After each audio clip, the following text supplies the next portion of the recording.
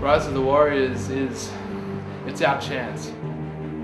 One would think I'd be stepping up at Rise of the Warriors, but in my mind, and in reality, how can I step up when I'm already a step above the rest? Rise of the Warriors 3.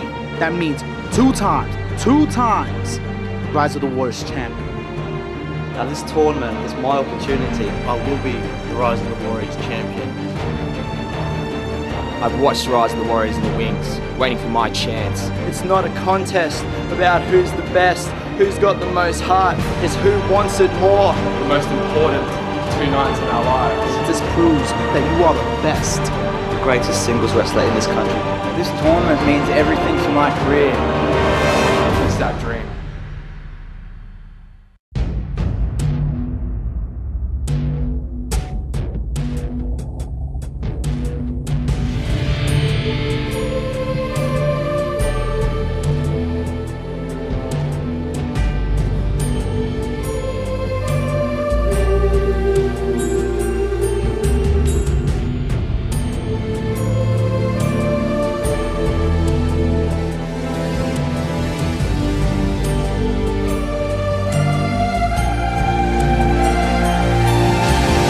This is the man who won the original one. This is the man who gave his body. What I've got is heart.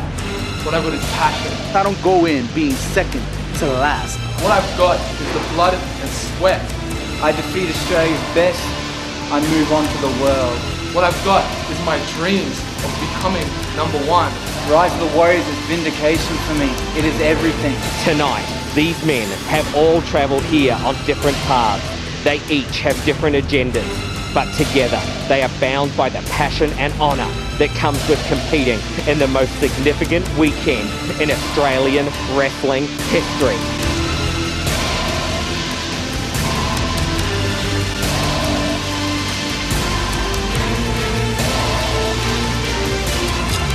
Tonight is Rise of the Warriors. Rise of the Warriors. Rise of the Warriors. Rise of the Warriors. Rise of the Warriors 3.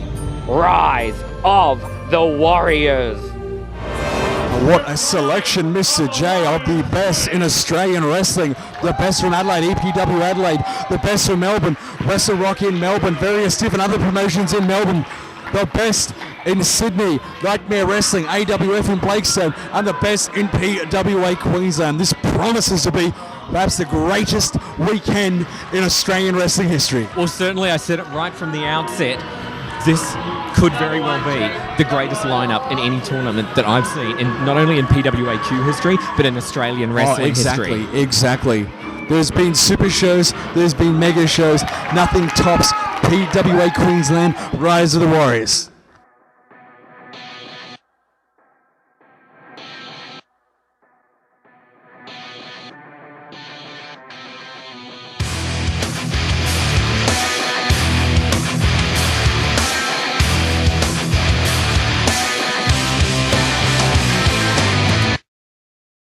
This contest will be an elimination match in Block C. It will be 1 fall to a finish. Introducing first, weighing in at 69 kilograms from London, England, the British badass, Johnny Gunn. Johnny Gunn making his way into the first match of the Rise of the Warriors 3. Johnny Gunn, of course, one half of the PWAQ Tag Champs, with partner Johnny Lucas, who's also in action later on tonight.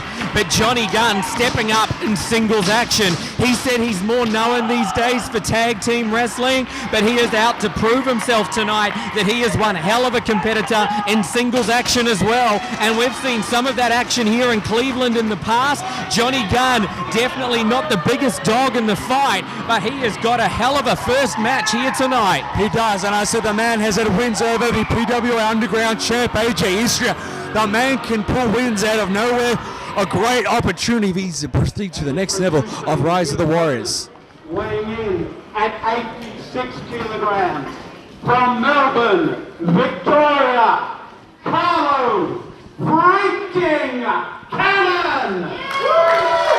Carlo Cannon, also no stranger to PWA Queensland, making his return here tonight to Rise of the Warriors. Carlo Cannon, of course, a trainee at the Lance Storm Wrestling Academy. He brings all sorts of wrestling credentials to the ring. Definitely, you want to talk about international caliber? We've got a man from London. We've got a man who was part trained in Canada with one of the greatest the sports has ever seen, and that's our opening match. All sorts of continents here. Have a nappy, there's plenty of incontinence.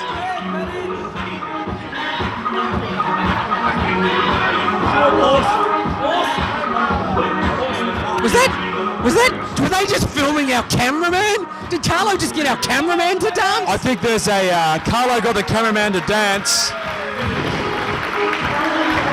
Carlo, who's a hit in the ring, who's a hit on the dance floor.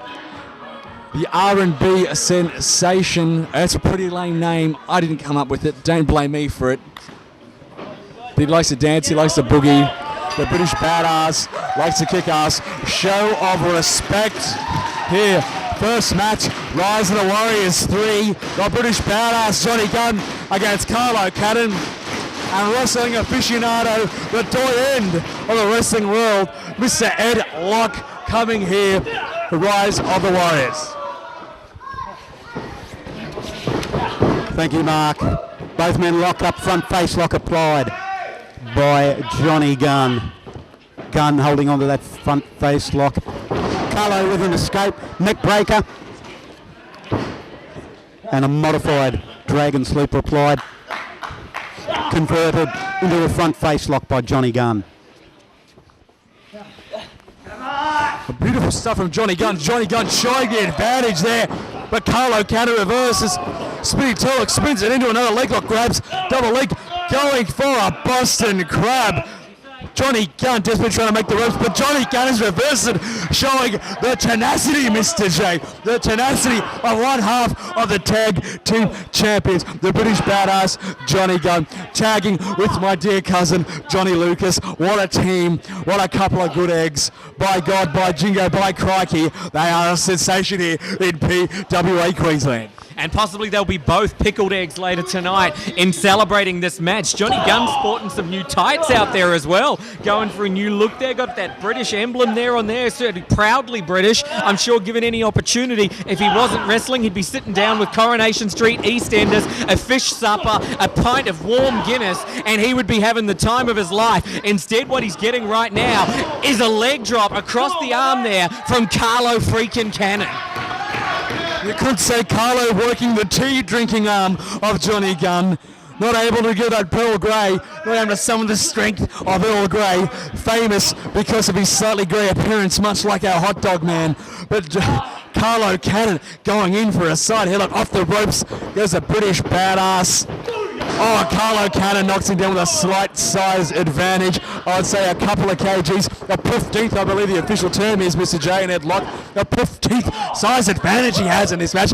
But Johnny Gunn reverses. Oh, Hurricanrana there from Johnny Gunn. Deep armbar applied by Carlo Cannon.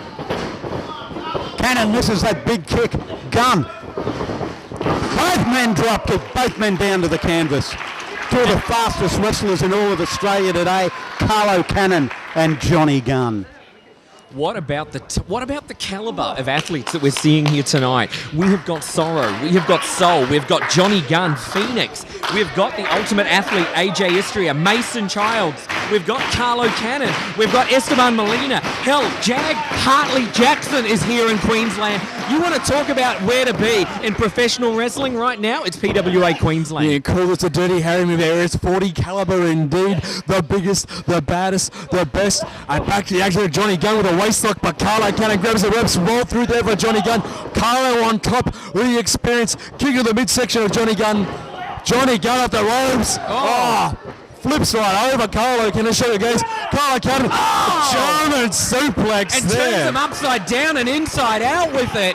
Threw him right overhead and turned him round in midair. 2 count only, says referee Matty T. Matty T, and we do know, Ed Locke and myself know you, Mr. J, are a referee aficionado. You know the names, nothing. I might hire and might pay the bills. I don't sign the checks. It's PWA management. I wouldn't know who a clue these guys are. But Matt T? Matty T. Matty T, disgraceful name. Oh, but a drop there by Carlo Cannon. Certainly not disgraceful. Textbook elbow drop. Beautiful stuff. 2 count there, says Matty T. Sounds like I've got a stutter. Carlo Cannon dragging Johnny Gunn up to his feet. Whips him into the ropes. Beautiful drop kick right to the chin for 1 and a 2 and a 2 count only, Mark. I thought he might have had him there. I might like to think Carlo Cannon might have other things on his mind. He might be an expecting father. He keeps shouting, "Come on, baby." Maybe he has a pregnant wife ringside wanting the baby to be spat out of the uterus. He's probably not on a full thing here. That's why he keeps saying, "Come on, baby." But look at this match. Carlo Cannon sits on top. Reverse chin lock there. The British badass fighting out, showing why he's one of the PWA Tag Team Champions. There's no takedown, beautiful stuff from the British badass. Direct from Heathrow, that move. Direct from Heathrow. Terminal 1, Terminal 2, that one. The T1, T2 combination. Once again, by G's, by Jingo, by Crikey. Impressive stuff from the British badass. And a DDT.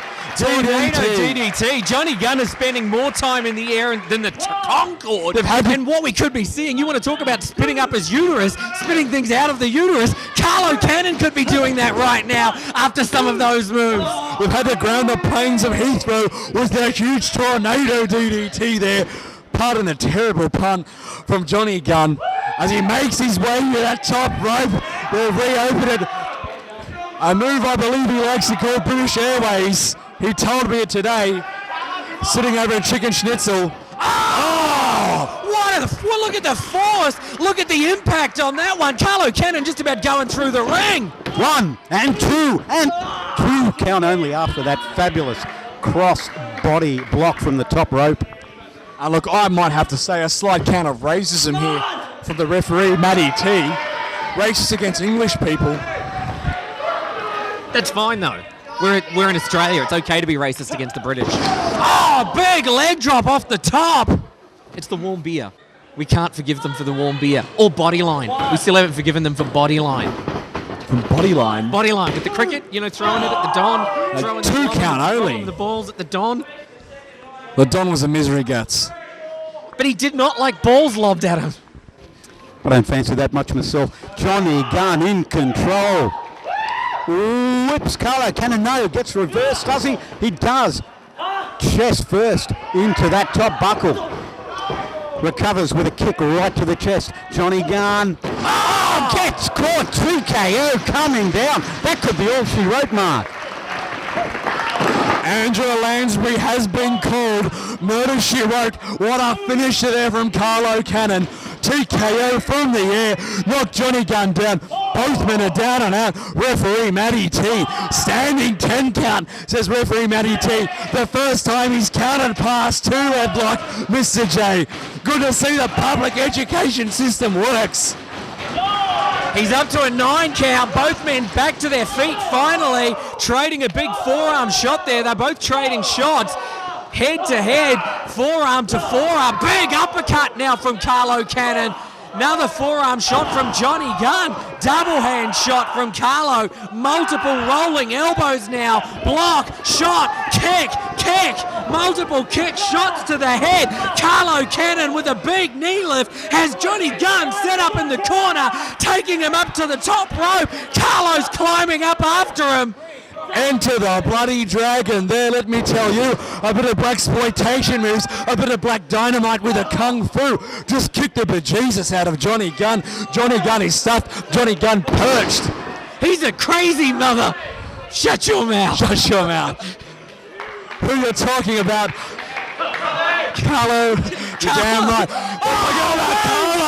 Moonsault there from Johnny Gunn. Moonsault count only, says referee Matty T. What an unfortunate name. If Mark Lewin was here right now, he would distinctly be calling that the moon flip, and I would be giggling in his face. But still respecting him like the veteran that he is.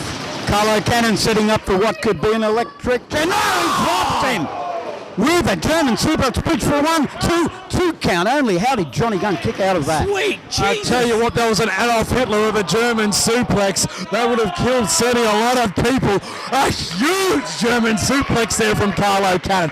Absolutely massive. Mid-air lifts him up, bang with the German suplex. Beautiful stuff from Carlo Cannon. I'm not easy to impress, Mr. J, but let me tell you, my nipples are quite erect. Well, the Luftwaffe would have been happy to inflict that much damage on London. You want to talk about doodle bombs? You want to talk about bombing? The bomb just hit Johnny Gunn, and he is still down and still recovering from the German. Carlo Cannon must be wondering what he's got to do to hold Johnny Gunn down for a count of 3. Cannon dragging up Johnny Gunn. Carlo Cannon, forearm jolts right to the face. Hits those ropes. Big kick by Johnny Gunn. Gunn off the ropes, under the clothesline. Kick himself right to the midsection, Mr. Williamson.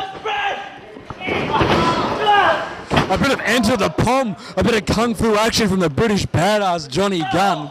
But Carlo Cannon fighting back, strikes to the midsection there, whips him off the ropes. He goes for a clothesline. Mrs. Johnny Gunn ducks.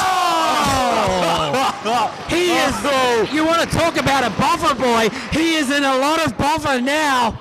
You can say he's immigrated to France. Marie Antoinette's head knocked off. 3. Mike, is it on? What a finish there from Carlo Cannon. Knocked his head right off and goes for the pin. Beautiful stuff from Carlo Cannon.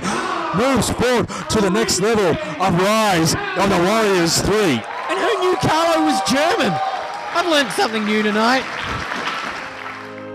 Introducing the first contestant, representing the Nightmare Assassin Squad. He will be accompanied to ringside by the manager of champions, Donny St. Michael. Weighing in at 84 kilograms, formerly from New Farm, Queensland. He now lives in a kung fu pineapple under the sea. From a pineapple under the sea? A kung fu pineapple under the sea. He lives in a kung fu pineapple under the sea. Sold. Something. I don't know how to take the Nightmare Assassin Squad. They're mean, they're nasty, but by God, they are some of the goofiest blokes we've ever met in life. But look, Nightmare Assassin Squad, we have got Seoul and AJ Istria, both a part of the tournament. We are seeing Rick Sterling coming out there as well. We've got Donny St. Michael out there. 3 members of the Brotherhood are part of the tournament. Gang warfare is certainly ripe here in PWA Queensland. I was going to say, Mr. J, it's good to see Donny St. Michael has finally removed the pubic hair he glued to his face in the bad attempt of a beard. It's good to see he's realised I can't grow facial hair. I haven't gone through puberty. Everyone knows I'm wearing a merkin on my chin. It's all good. I'll just leave it at that. It's good to see he's realised pubic hair glued to the side of the face isn't cool. It isn't kosher. It's just not cricket, Mr. J. It's just not cricket. And the whole Nightmare Assassin Squad out here ringside, it's not on. Well, I know that you weren't in really any shape by the end of our Fortitude Valley show last month to make a lot of comment and to pay too much attention to what was going on. But the show ended, as well you've probably seen on the DVD, it ended with gang warfare. 2 of the gangs that were out there, the Brotherhood and the Nightmare Assassin Squad going at it. And look at what we're seeing. And look at what we're seeing. I just didn't know what sort of sense you were in there by the end of it though. But what we are seeing, Seoul representing the Nightmare Assassin Squad, the Queensland champ, one half of the tag champs. Give it up for the sensation of the nation, Seoul. That's right, that's what I'm talking about,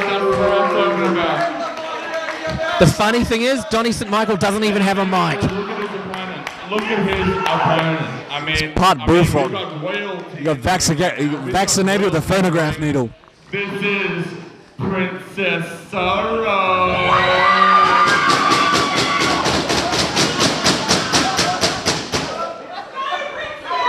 He called Sorrow Princess Sorrow. Was that a Disney character? I think it was. Ring the bell!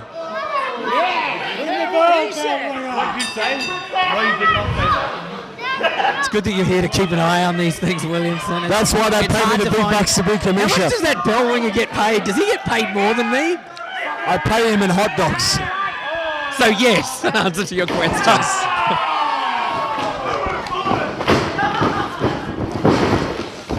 Oh, hip toss attempt by Sorrow. Side headlock applied by Sorrow. Soul whips him into the ropes. Big shoulder charge by Sorrow. Well, the Brotherhood certainly taking the early advantage, but look at Soul coming back through there. If I miss up the names, there's got to be a possibility I'm going to call Soul Sorrow and Sorrow Soul. There's got to be a chance of it. Well, I believe Sorrow's the one they call Princess. And look, if I had a head like Sorrow, I'd be calling my name Sorrow too. Oh, geez, head like a drop pie. Goes for the clothesline on Soul. That Donny St. Michael proclaimed sensation of the nation. Just caught the wushu kick. Slingshot wushu kick, I believe. Slingshot wushu kick right to the melon of Sorrow. He's done some Dr. Luen facial reconstruction on Sorrow. And look, it probably is a vast improvement headlock. Dropped on the second, taking him down. Kick, clotheslines him down from the second, down to the mat. Bottom floor to Mr. Soul. Oh, the straps come down. Sorrow dragging Soul up to a vertical base. Whoops, no, drop toe, face first to the canvas. Down goes Soul. Sorrow drop kick right to the head. Everybody out there tonight, everybody who's a part of this tournament has without doubt scouted their opponent, has without doubt scouted the entire field because they don't know who they might end up facing in the second round if they make it that far. These two men, top of their game. That's why we're seeing such slick moves from everybody in this tournament from both matches that we've seen out here. Look at him climb up him, knee to the side of the head, run through, scouted him, stopped the Bulldog, came through with that forearm jolt of his own. Kick right to the chest by Soul. Soul lining up. Enziguri by Soul. In for the cover for a 1 and a 2. 2 count only. The man referee, Mario Villalobos there with the 2 count. Mario Sicily, it's just racially prejudiced, that name. As Soul. Kick to the spine. Kick to the chest. So educated feet. The left foot went to Brisbane Uni. The right foot went to Ipswich TAFE. They know how to move. One's educated, one knows how to fight. That's right. The TAFE one got the degree in home economics though, and it makes a great souffle. Wicked kick. Look at he's black the eyes of that skull on the shirt. His eyes are black after those kicks. Up and over, down, via the into apron. the front row. Goes Soul. Nightmare Assassin squad members, B-Star and Sterling. Somersault senton off the side of the ring. And if there was any more alliteration, I'd be a Dr. Seuss book. And good to see a Nightmare Assassin squad sponsored by AMF Bowling, because those guys went down faster than 10 pins. They did that in the Valley last week though, but it was in a different sort of situation, I understand. Face first. Sorrow. Big forearm drop. Drop to the chest by Sorrow. Sorrow, the very first PWA Queensland champion, back on the 27th of October 2007. Obviously, the current Queensland champion is Soul.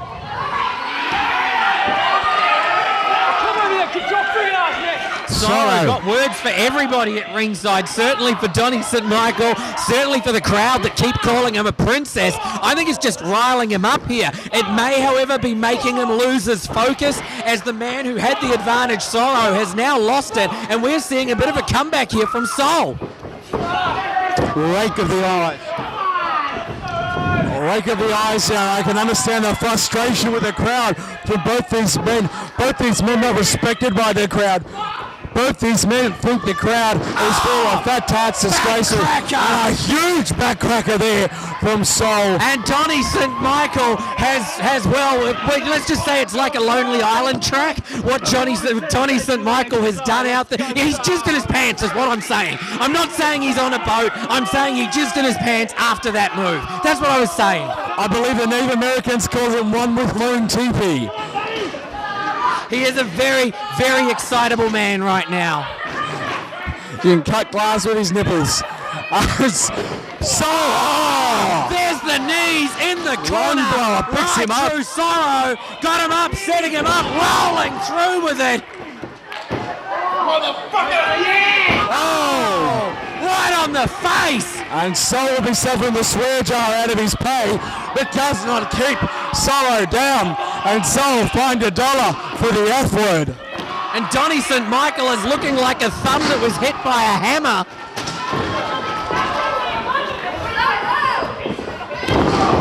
TKO.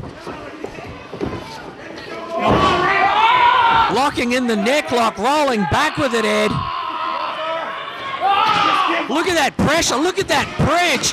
Seoul has put on a lot of upper body weight in the last few months, and we are seeing it come into play here with that extra force and that extra strength. That's a last chancery applied by Seoul. Submission maneuver unless Sorrow can reach those ropes. I believe Seoul likes to call that move bridge over the river cry. He didn't touch it. No, Mario Sicily in there. Donny St. Michael, I believe, saying that he believes Sorrow tapped. Not what she said. Yours. Oh, Seoul just got whiplashed over that top rope. Sorrow buries the shoulder deep into the midsection. Up and over. Sorrow in with the knee. Hits those ropes. Big leg lariat by Sorrow. And he hit that flush right on the jaw, right into the face of Seoul. Seoul is looking staggered by that one. You could have painted a target on him. He was like the Terminator out there. Runs through, power body slam. Still only a count of 2. Lost his appendix on that move. By God, the fastest I've seen Donny St. Michael move till I had free brothel night at the Valley. He's quick for his size though. Big knee strike, followed up by a bulldog headlock. Sorrow with that evil grin on his face, Mr. J. Sorrow is, well, I've never tried to work out Sorrow exactly, but all I know now, he's part of the Brotherhood, and that worries me even more. I said from day dot, Sorrow's a goose, a bloke who has to wear face paint to cover his god-awful mug. Oh! Mario Sicily, Mario Naples just cocked a kick to the mush, going down quicker than a $2 hooker, but how can a man that is so adept at jumping barrels not manage to avoid a single boot? And you think all those mushrooms he eats, he could jump quite high with his special superpowers, but Mario's down, Mario's out. Stick a fork in the Dago Wonder, he is gone. I had a plumber that was on mushrooms once, I had to shit in my sink for a week. He's waking the referee up. Oh, went low on it, did Sorrow. Got Seoul up now and puts him down right in front of the referee. Hooks the leg. Referee counts to 3. He mightn't have done it the best way. He mightn't have done it the honest way. But he's done it in a way that sends him to the next round of Rise of the Warriors. He's done it the Sorrow way. The winner of this contest, Pyro!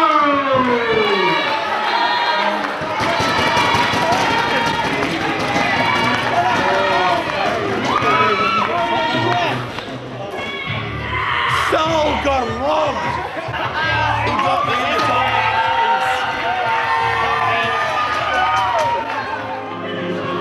Boys and girls, next contest, an elimination match in Block A. Your referee for this match, Daniel Beaumont. And by God, has that man spent too much money on the fake tan. He looks like a giant Oompa Loompa. Daniel Beaumont refereeing his first match here in Queensland. He's certainly, you know, I'd say he's styled for the occasion. He's come from the planet Japatron. Forgetting stupid look, quite an experienced referee, has refereed in Japan, has refereed all around Australia. You can hear the music, Mark. I'm sure given any opportunity, apart from depriving the fans of possibly seeing him get his ass kicked, I'm sure after his actions in Fortitude Valley that you would have happily suspended Mason Childs from this event, and I'm sure given your way, you would like to have nothing further to do with this man who calls himself the dynasty of Australian professional wrestling. Well, I'll be answering Mason Childs and the Brotherhood what they did last show tomorrow night, exclusive to DVD. However, I still want stuff to do with Mason Childs. I want to beat him black and blue. I want to punch him in the face. I want to punch him in the kidneys. I want to punch him in the appendix. I want to punch him in the ribs. I want to grab his lungs and tear him out. I want to make a purse out of his nads. There's a lot of stuff I want to do with Mason Childs. The only thing I want nothing to do with him, because Dad said, I want to see the man in pain. I want to see this man break his arm again, like he did last year in Rise of the Warriors. I want to see the man not win Rise of the Warriors. It'll give me great delight. This man does not win Rise of the Warriors. Check out his stupid, bloody headgear. What a goose. The man calls himself the Dynasty. By God, he's an A-grade moron. He's a dick. He's a pill. He's a charlatan. He's a cad. He's a scallywag. And even then, he's giving him too much credit. A scallywag? A scallywag. Of Woodside, South Australia, he is Robby Hart. I love the way Ed makes those R sounds. He might come from the Shire, Hobbiton in the Shire, but by God, what a set of pipes that lock has on him. And you want to talk about first round opponents making his return to PWA Queensland. We've got Robby Hart coming back here again. Perennial in the last Rise of the Warriors, now in this Rise of the Warriors.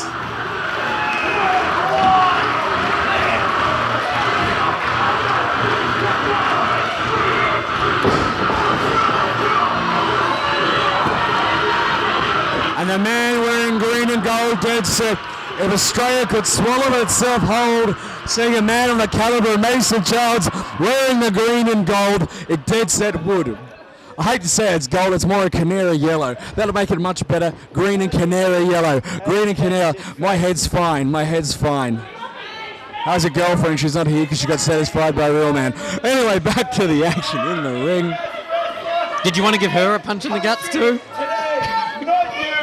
In a sensual way. Right, yes. Yeah, not in a violence to women sort of way. I would never, you know. Well, me and my rugby league team in the Shire, New South Wales ways, it rhymes with a shark. Me and 6 of my closest friends would like to do plenty of stuff with her. Fans calling Mason Childs a douchebag before the match even starts. It's well spotted to the new fans that first time they see him, it's their first thought. Surprisingly quick. Anyone looks like a vaginal cleaning instrument, it's Mason Childs.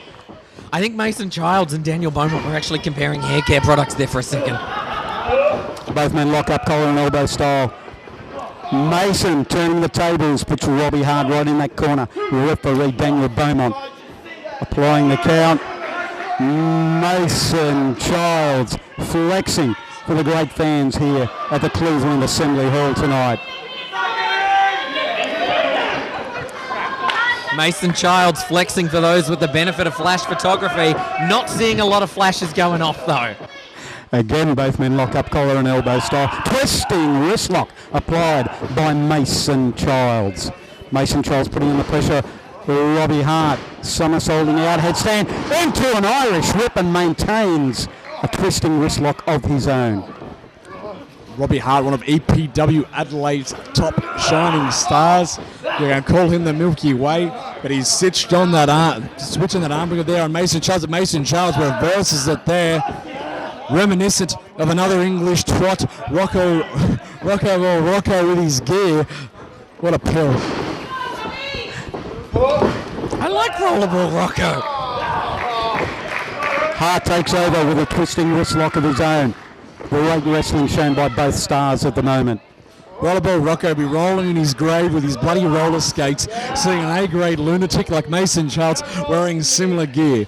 By God, if he had unborn children, he'd be crying for them, because Mason Charles resembles everything that is bad in the world, the bad in society. He is the boil on society's ass. There's no use to it, just a pain in the ass, a big sack of pus.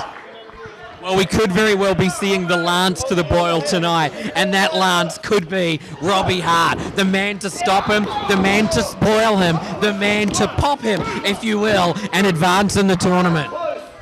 And speaking of if you will, Dusty Beaumont looking great with the shape there, the Australian dream, if you will, Mr. J, if you will, the human Oompa Loompa. Looking as funky as a monkey, loose as a goose.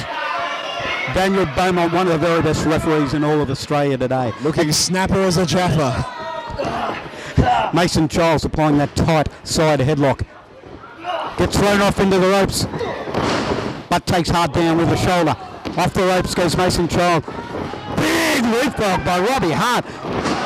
And a hip thrust by Hart. Hart picks up Mason Charles. Body slams him solidly in centre ring. Mason Charles out to the assembly floor here, looking for a big break, Marcus.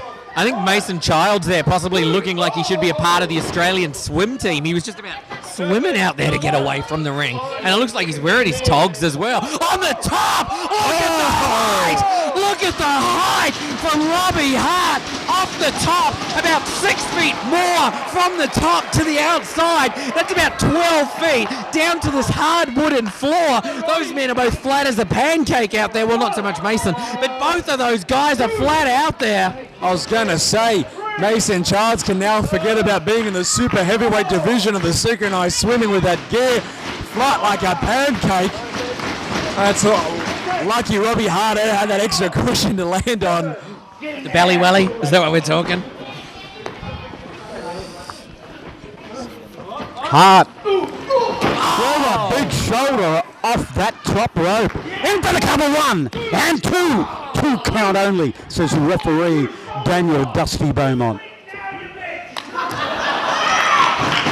Some of the fans in attendance already getting on the case of Mason Childs. Head first into the corner goes Mason. Robby Hart setting him up for something. Runs in. Big forearm shot right to the face of Mason. Has him seeing stars. And the association that man will have with being a star is when he's singing, when he's laying on the canvas. Landed head first, so nothing's injured, folks. Don't worry at home. Don't worry, the folks buying DVDs. Mason Charles landed on his head. He's completely fine. Robby Hart. Snapmare by Robby Hart. Kick right to the spine. Hart off those ropes. Drop kick to the chest by Robby Hart. In for a quick cover for a 1 and a 2. 2 count only. 2 count if you will, says referee Daniel Beaumont, enforcing the rules. Mason Childs wants a timeout, no more. He's begging off, Mark. I've said it before, the crowd have said it, the man's a douchebag. Going the eyes, gouging the eyes. You might not like the man's tactics, but it's pretty smart tactics. Robby Hart not expecting it, going straight for the oculars. Big shots there to the back goes Mason Childs. Mason gut wrenches him, takes him over with it, hooks both the legs there. Mason thought he'd make double sure. He didn't just hook one, he hooked 2 legs, and still Robby Hart able to get that shoulder up at a 2 count. Come on, Robby. Mason Childs told Daniel Beaumont he's done with King of Queens, but just a response back, he sat in an alley eating pork and beans. 2 count only once again, says Dusty Beaumont. The Australian dream, the Melbourneian dream. After that self-strangled driver, Mason now big knee strike right to the head of Robby Hart. Mason Childs winds up Robby Hart, whips him into the buckles. Here comes Mason on the charge. Nobody home. Robbie Hart, drop kick right to the back. Interesting by Crowder. No, only holds him down for 2. Looks like he grabbed a monkey grip there to roll him up. Grabbed a hold, rolled him back. Not enough to hold him. Mason Childs got things going his way now. Hooks him for a 2 count. Still too early to pin Robbie Hart right about now. And for our EPW fans that might be sort of tuning in to buy it because of all the Adelaide guys here, I'm the fat funny one. Mark's the thin funny one. Ed's the guy who's earning his paycheck, just to actually make sure if you can hear the voices tonight. Mason Childs with that double leg lock and full Nelson. Great submission manoeuvre. All Robbie Hart can possibly do is try and inch his way over to the bottom rope, grab the sanctuary of that bottom rope and force an automatic break. But let's just say, if anyone knows about inches, it's Mason Childs. But not a lot of inches. He learned now 2. He likes to tell Skater 2 equals 6, but you know, hell, can't comment on bedroom action. Of course, we're here in the ring watching wrestling. Mason Childs just slaps the back of the head of Robbie Hart, showing utter disrespect, showing indignation. What a cad, what a charlatan, what a low-down scallywag. Big shots to the side of the head now from Robbie Hart. Mason Childs comes back with one of his own, but right at the moment, he's batting about 1 and 5. Ducks under the clothesline, takes him down. STO. STO indeed. But only a count of 2, Mr. J. Robbie Hart, though, definitely with things going his way, and he knows it. I don't know what they put in the water in Adelaide, but Adelaide seems to have an inordinate amount of absolutely fantastic wrestlers. Probably the human growth hormone. Getting back to the action there. Oh, what a clothesline there from Robbie Hart. Impressive stuff. Impressive stuff there from Robbie Hart as he's knocked Mason Childs down. Daniel Beaumont, consistent counting there from Daniel Beaumont. He's been down the line. Mason Childs hung up on the top rope. Robbie Hart goes to the outside. Up on the top, comes down, knee right to the back of the neck. Mason Childs is down and maybe out. He's just about dead weight there, being dragged to the center of the ring. Robbie Hart is saying that's it, and it looks like he's going up top. Can the risk equal the benefit? No, it cannot. Mason Childs, double knees into the ribs. Double knees in the ribs. Looks to be a bit of a low blow. Cannot see from an angle there. Millennium driver. And bullshit. That is the 3. Unfortunately, Mark, Mason Childs makes his way through to the next round. Mason Childs determined to be the first 2-time Rise of the Warriors champion.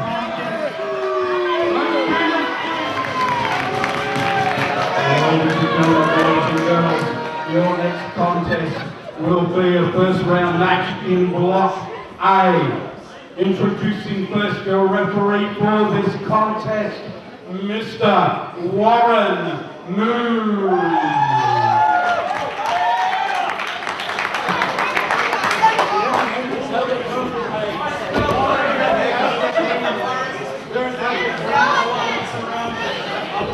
First wrestler to the ring, weighing in at 100 kilograms.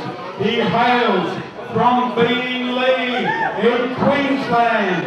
He is Mark Davis! Obviously, some fans possibly not aware of the recent changes that Mark Davis has been going through, and I'm not talking about a sex change or anything else. I'm talking about Mark Davis giving away the respect, the love of the fans, and instead aligning himself, siding himself with Sorrow and Mason Childs as a part of the brotherhood. Bam Bam Mark Davis, I believe they call him now.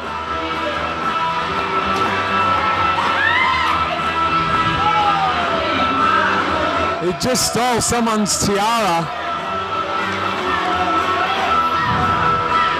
I'm going to see how far they go with JD take it. I love the new female uniform. Did you implement that? I implemented the new female uniform. Do I need to slip you the 50 later in the show for that one? Feel free. Feel free. Maybe you can slip them a 50 or a $5 note. I don't know. He is the public enemy, Adam Bruiser! The big man, Adam Bruiser, makes his return to PWA Queensland. Listen to the crowd welcome him back. And this is not a guy that's made welcome in too many places he walks into, let me tell you. I saw him walk into a police station once. All of the police officers, they ducked behind their desks. I think the crowd just want to see a big psychotic lunatic, big dipper Jesus, out of Mark Davis. Bam, bam, Mark Davis. Not boom, boom, Mark Davis. He's something. He's Donald Trump hairstyle. The onion loaf, I believe they call it. The onion loaf. If you're a dog, I'd like to speak right now, so please be quiet. You're doing the opposite of what I want. I want you all to shut up. He's not doing a good job in getting them to shut up. It must be said. Perhaps you ask, hey guys, can you be quiet? I've got a few important words to say, but no, he's gone about the wrong way. Ask about tit. Perhaps if he tried reverse psychology and told them to make a lot of noise, they might shut up. But this weekend is Adam Bruiser's very last weekend in professional wrestling. He has issued a statement claiming that if he should lose this weekend, then he will retire from professional wrestling.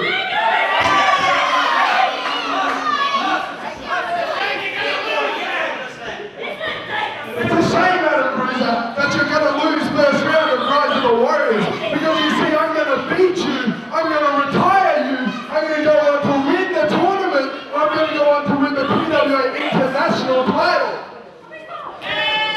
You think for 1 second that my legacy in this ring of 10 years will be a stepping stone for you to win Rise of the Warriors? Very, very much mistaken, my friend.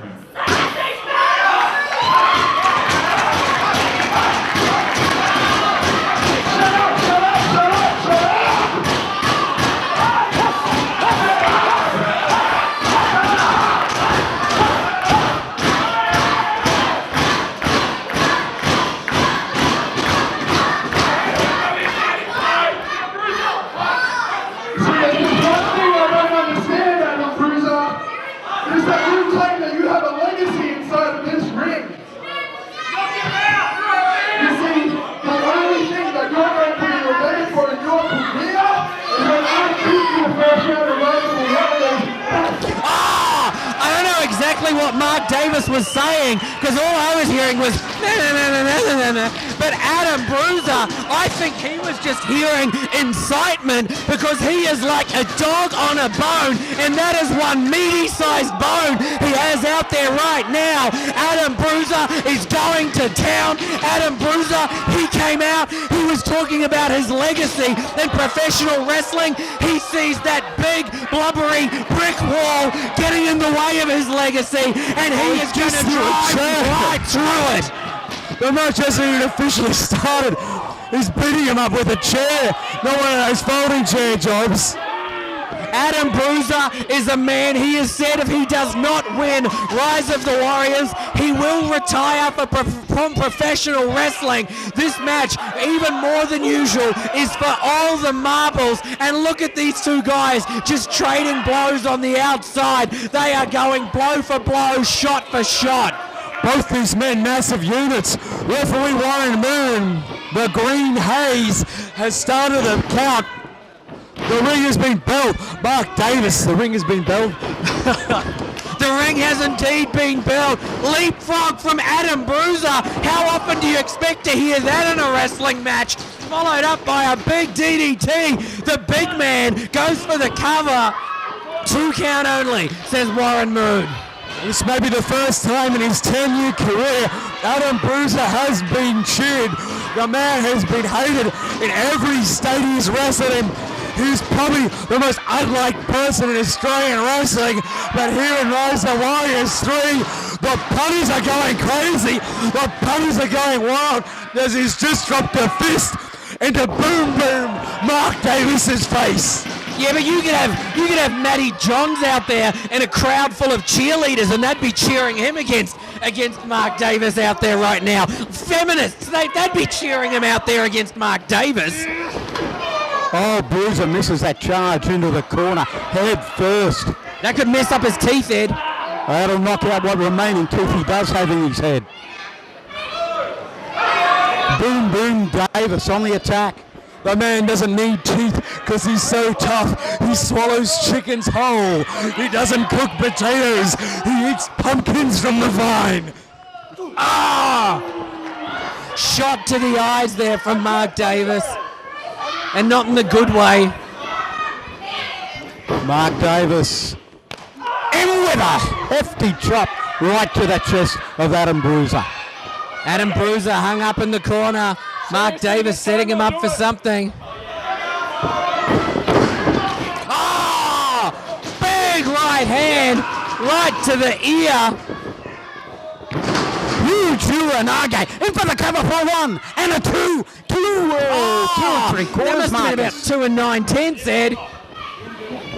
And Australian Wrestling's Jimi Hendrix, Warren Moon with a green haze, goes for the 2 count as Mark Davis switches in that front cat 3 on Adam Bruiser. Beautiful stuff you might not like. Boom, boom, Mark Davis, but by God, you got to be impressed. Here's caught the flogging. He's using your ropes for leverage or leverage, depends what vernacular you come from. And Warren Moon not even looking. Warren Moon in a haze. Warren Moon in a Billy Bong haze. He's not even looking. What a goose. I'll tell you right now, it is cold outside. My vernaculars were almost freezing off out there, but it is warm out here, and we are seeing it. We are seeing it in the face of Mark Davis. I'm sure if we could see the face, we would see it gasping for air there from Adam Bruiser. And by God, Mr. J, smoke on the water, finally realised that the feet are on the ropes. Irish whip from Bam Bam Boom Boom whatever. He's got the Irish whip, and now he has locked in the abdominal stretch. He is going old school on the man from the Huss of Pain, Adam Bruiser. Once again going for the ropes. Green Hayes not even looking, asking he's going out. Not even look at the ropes. Look at the ropes, you goddamn goose. He's like Samson. He's carved most of his afro and he's lost the ability to look at the bloody ropes. Warren big hip toss. Bruiser takes the advantage with the hip toss, but there's a big right hand from big Mark Davis. Mark Davis back on the attack. Launches Bruiser. Bruiser holds the ropes and Davis misses that drop kick. Adam Bruiser in with a clothesline. Down goes Mark Davis. Adam Bruiser with another clothesline. 3 times a charm. Big boot right to the face by Adam Bruiser. I think for the press. I think Adam Bruiser is trying to even up the tooth count there. He is trying to give Mark Davis that similar $1 million smile that he has. Many a punch to the mush equals Adam Bruiser's beautiful Hollywood smile. Attempted kibosh there. Mark Davis scared it out. These two, not strangers to each other, had a feud last year, around October, or 2 years ago actually, have been going at each other, hammer and togs, the infamous vomit gate, when Adam Bruiser with the big vom in Mark Davis's mouth, the conga lines, the brutality, the tag matches, the punches to the face, the kicks to the midsection, and by God, SOD sent death by Adam Bruiser. Unbelievable, Mr. J. He just about caved in the chest of Mark Davis. You can see Mark Davis gasping for air out there. He is blowing up more than one of those big blow-up magic bouncy castles. He's blown up more than Mark Davis's girlfriend, a blow-up doll. I understand she went down on him. Can he capitalise? Dragging. It's only because she deflated. Mark Boom Boom Davis into the centre ring for a count of 1 and 2. 2 count only. Warren Bloody Moon. The man has obviously gone to the public education system in the western suburbs of Sydney. Oh! DVD there by Mark Davis. Adam Bruiser is down. Can Mark Davis capitalise? You might not like Boom Boom Mark Davis, but by God, you got to be impressed with a move like that. But can't hold him down for the fatal 3 count. That is a big side of beef to be moving in anyway, let me tell you. Adam Bruiser's got to be rocking in at close to 300. Mark Davis hovering around there for himself. Oh, look at him setting him up, going for a pile driver maybe. He's certainly been sporting some old school stylings out there tonight, has Mark Davis. Oh, what a backdrop there from Adam Bruiser. Adam Bruiser front face up, switch around there, goes for the kibosh. Miss Davis. Davis is stopping him. Oh, picks him up. Good bloody God. Oh! Did you see the bounce? 1, 2, 3! Adam Bruiser advances, and you want to know what this means, Mark? Next round, it will be your friend Mason Childs going one-on-one with the man who has to retire if it all ends. The man who smells blood, the circling shark, Adam Bruiser. Ladies and gentlemen, boys and girls, your next match will be a 6-man tag team match. The first contestants will be Team Canberra at a combined weight of 301 kilograms. Introducing Luke Watts, Jack Arkham, and the Belgian warrior, Crofty! Did he say 301 kilograms? It's about the weight of my sister-in-law. That is one huge 6-man team. Mr. J, alright, nobody loves a fat woman, a fat woman can love. Is that what it means, told me? Crofty also making his return to PWA Queensland. Lightning Luke Watts back as well. And debuting we have Jack Arkham here too. And this is an impressive team from PWA Canberra. They will be taking on Team PWA Queensland, I guess, here tonight.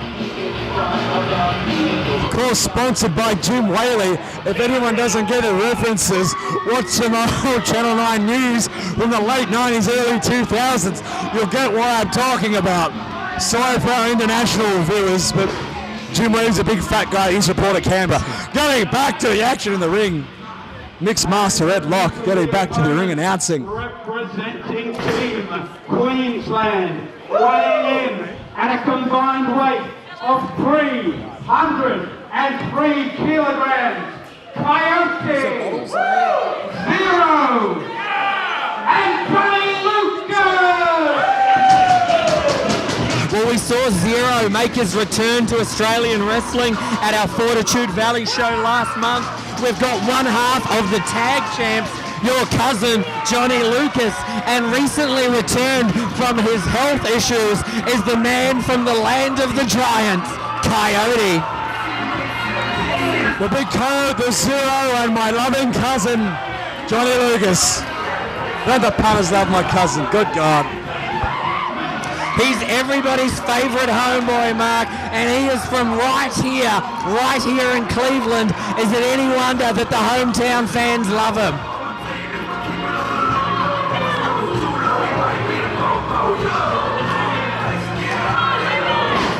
Can you imagine what it's going to be like? I know they've faced off before, but can you imagine what it's going to be like when the two behemoths, Kyote and Crofty, go head to head? And Luke Watts reminiscing the village people doing an ACT dance. I'm not sure if our cameras got it, but by God, the most spectacular thing I've seen here tonight.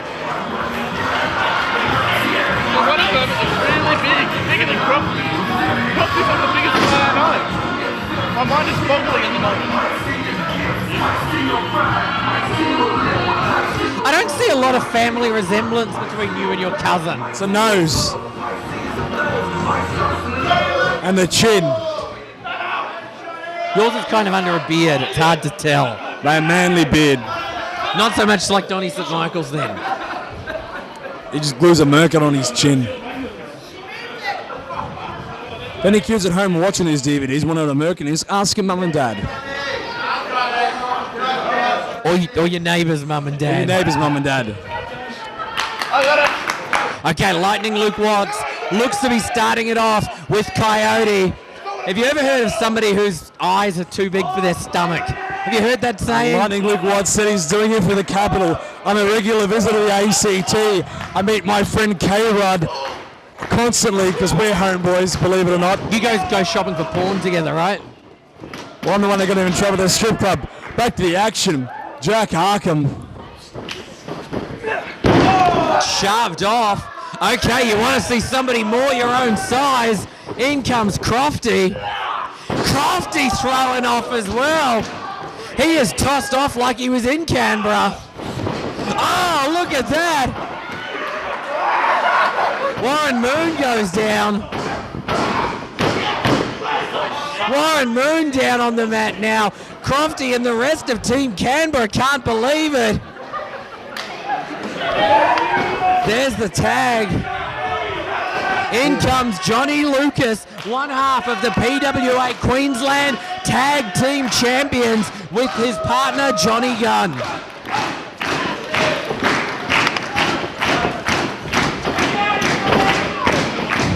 Tags up there. Johnny Lucas can't stop it.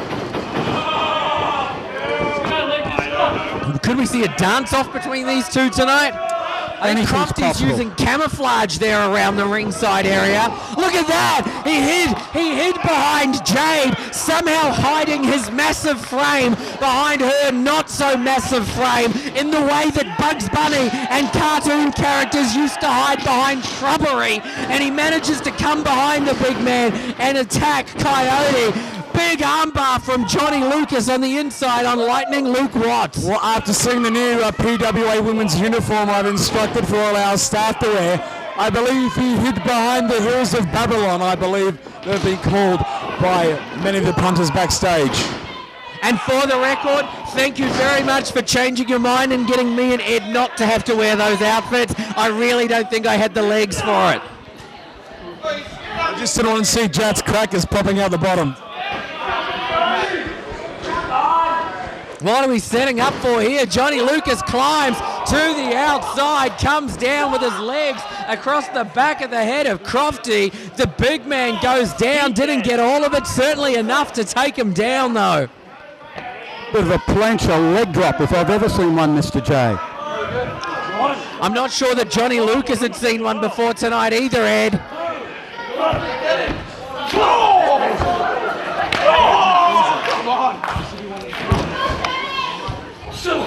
Big forearm shots, trading blows on the outside are the two big men. Lightning Luke Watts coming off the side of the ring, spinning round in midair. Shooting star press off that apron onto the other wrestlers. And with, you know, like shooting star presses, to see those moves, a lot of wrestlers need a lot of height to be able to pull it off. He did it from about 3 feet in the air, Ed. And now we're seeing his wushu martial arts out there. Arkham's on the top. Whoa, just about flipped. Big splash. Just about into the front row. And that's why you book early, so you can have 5 overweight men fall on you. Or not, obviously. I mean, with the security and stuff. Can Zero top that? He's climbing up to the very top turnbuckle. He's perched up there. Looks like a monster! Oh my God! And by God, more men down than Fluffy Night at Forest Valley on a Sunday. That was oh my goodness, what a maneuver, in the words of my close personal friend Tony Schiavone. That guy was a douche too, by the way. Zero rolling Jack Arkham back into centre ring. Zero, big forearm jolt right to the head, followed up by a chop, whip into the rope. Zero with a huge clothesline. Down goes Jack Arkham. Zero. Whipping Jack chest first into that top buckle. Big knee strike to the back. German suplex. Zero, of course, been wrestling the last 2 years in Canada, recently returned to Australia, and he is out there going full force there, trying to win it now for Queensland against Team Canberra out there.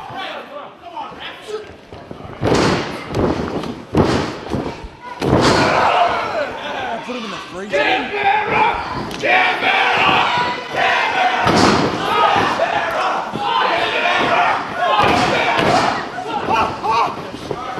And Peter Harvey's favourite tag team has the advantage there on Johnny Lucas, picking away the leg. Never get Johnny Lucas, he doesn't have the biggest legs in the world. Big suplex by the Bogan Warrior. I just about thought he was going to go through the ring with that one. That was 130 kilograms behind that suplex, Mr. J. Holding him in place as Crofty comes through with a running kick to the midsection, to the breadbasket, if you will, of Johnny Lucas. Lightning Luke Watts taking over on Johnny Lucas. Cinches in for what should be a snap suplex. And a cover, 1 and 2. Lucas kicks out before the 3. Johnny Lucas, I heard him yapping out there, or rather I should say Lightning Luke Watts. He was yapping like an attack chihuahua out there. But he's on top of his game at the moment, Mr. J. Takes Lucas into the corner, tags in Jack Arkham. All the way from Gotham in the AC2. Big double clothesline by the Apocalypse dudes, Arkham and Watts. And Luke Watts taunting with the front pants pouch to Team Queensland, shaking him, so come get some. Jack Arkham. Look, Arkham. the wrestlers are making shadow puppets on the wall. It's amazing. These guys are multi-talented individuals. Big kick to the midsection by Lightning Luke Watts. Snap mare by Watts into a rear chin lock.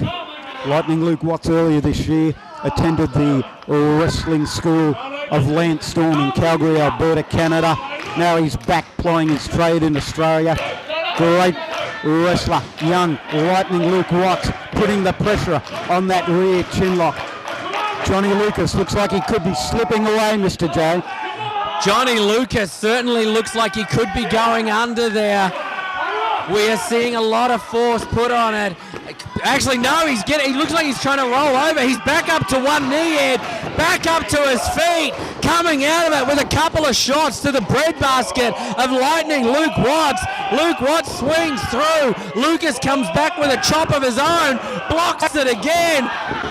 Big right hand chops across the side of the face from Johnny Lucas. Ducks under the clothesline, ducks under again. Both men had the same idea. Double clothesline sends both men down, tumbling to the mat. Warren Moon applying a standing count on both opponents.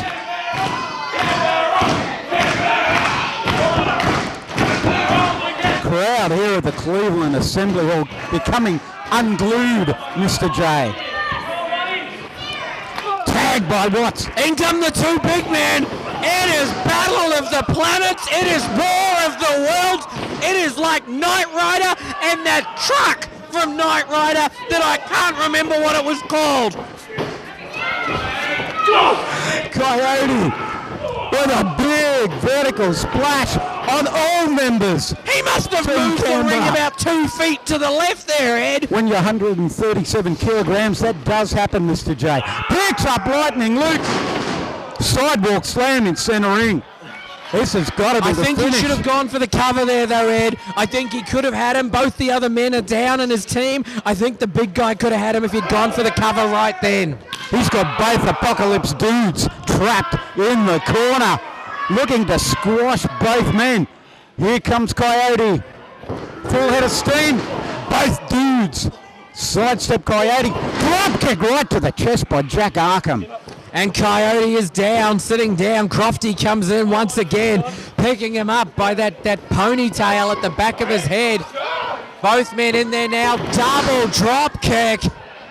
bringing back, harking back to the days of the Rock and Roll Express, followed by a huge splash there, Ed. Crofty putting the boots to the falling Kyote. Now he's choking him. Foot across the throat. Oh, there we go. Canadian Destroyer. That is certainly something he picked up in Canada, and you don't need a shot of penicillin to clear up that one. Crofty's got him picked up. Goal check. That's the goal check on 0. Crofty 1 and 2. Save with a kick to the back by Johnny Lucas.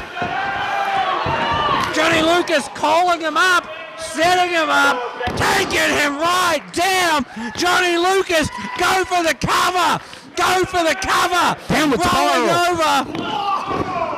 Jack Arkham just broke up that pinning predicament. Jack Arkham picking up Lucas. Down goes Johnny Lucas. Both knees right into the jaw. Here comes Kyote back to his feet with a Jafuku driver, just about putting him through the center of the ring. For Joe. Son of a bitch! Oh, down. Big man up and out. He just about went through the floor like in those cartoons, Ed. Indeed. Crofty clearing the ring. This is not looking good for Johnny Lucas, the last man left in the ring with Team Canberra. Another big goal check on its way. Goal check on Johnny Lucas.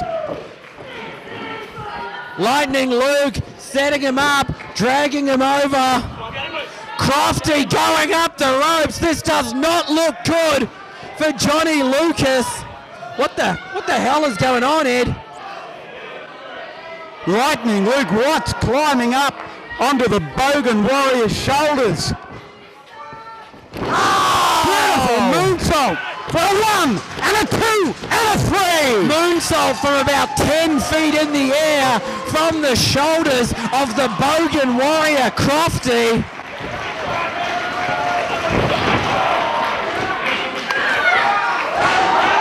Ladies and gentlemen, boys and girls, your winners, representing Team Canberra, Lightning Watts, Jack Arkham, and the Bogan Warrior, Block B, your referee for this contest will be Lenny.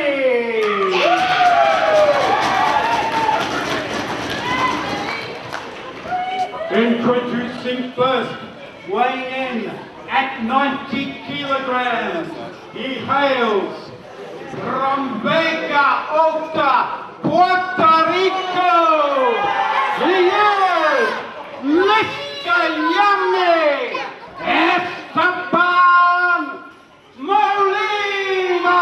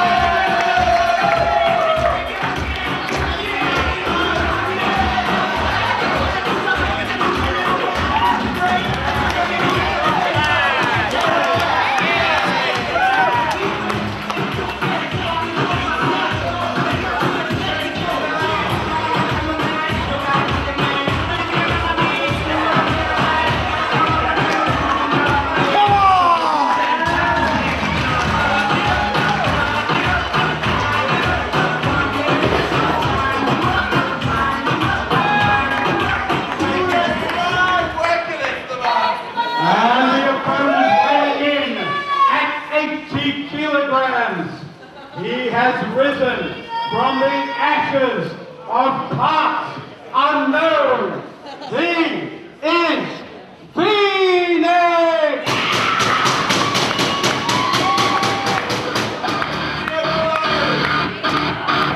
Are we going to get our deposit back on those tables, do you think, Mark? A lot of support there from certain areas of the crowd for Phoenix. Phoenix, of course, well known recently for his feud with Sorrow. Sorrow, in fact, hand-picked Phoenix's opponent here tonight, and Esteban Molina, as part of the deal with the Brotherhood, he figures it is a win-win situation. If Molina wins, Phoenix is taken out of the equation. If Phoenix wins, then Molina is taken out of Rise of the Warriors. It is definitely a win-win situation for the Brotherhood. It certainly is. Wise picking from Sukiwawa, the Princess Sorrow. Referee Lemmy, direct from his tour of Budapest and Eastern Europe with Motorhead, flight here with a Concorde. Director referee, PWA Queensland, has rung the bell, and Esteban Molina straight for the arm. Phoenix skips up, reverses there, grabs in a wrist lock, wrenches in the wrist lock. Esteban Molina spins over. It's a lot of wrist lock trading here, Edlock.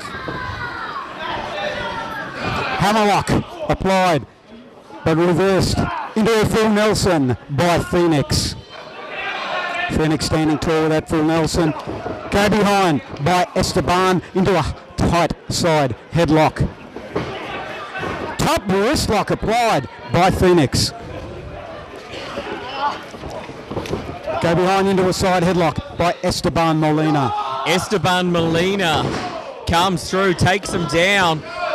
Grabbed in the legs, head scissors there, comes out, pops out, takes him across the side down to the mat, side headlock, rolls back, does Phoenix, into a pinning predicament, only a 2 count from referee Lemmy, rolls through, sunset flip type maneuver now, comes through, hooks legs of his own, does Phoenix, rolls back, takes him through, hooks him, back over with the legs.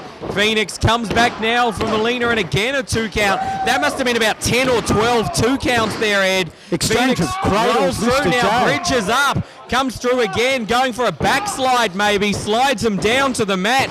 2 count again. What an exchange by both of these men. Look at him rolling through now once again. How many times can we see a 2 count in a wrestling match? This could be a new record. Crucifix now. And a big boot puts an exclamation point at the end of that exchange. Great exchange of wrestling holes. Esteban in for the cover. We've got another referee out there, not sure exactly what's going on. Looks like it's being substituted. Lemmy must have. Referee looks like he might have sustained some sort of injury out there. He might have dislocated his shoulder, counting all those 2 counts, Mr. J. Referee being helped from the ringside area. In for the press 1 and 2. 2 count only, says substitute referee Warren Moon. And it was time to play the game as Esteban Molina has picked up Phoenix, has stitched in her front face like German suplex, release German suplex there from Phoenix. Beautiful stuff.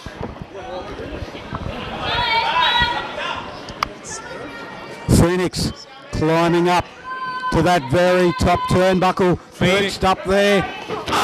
Missile dropkick, down goes Esteban to the floor here at the Cleveland Assembly Hall.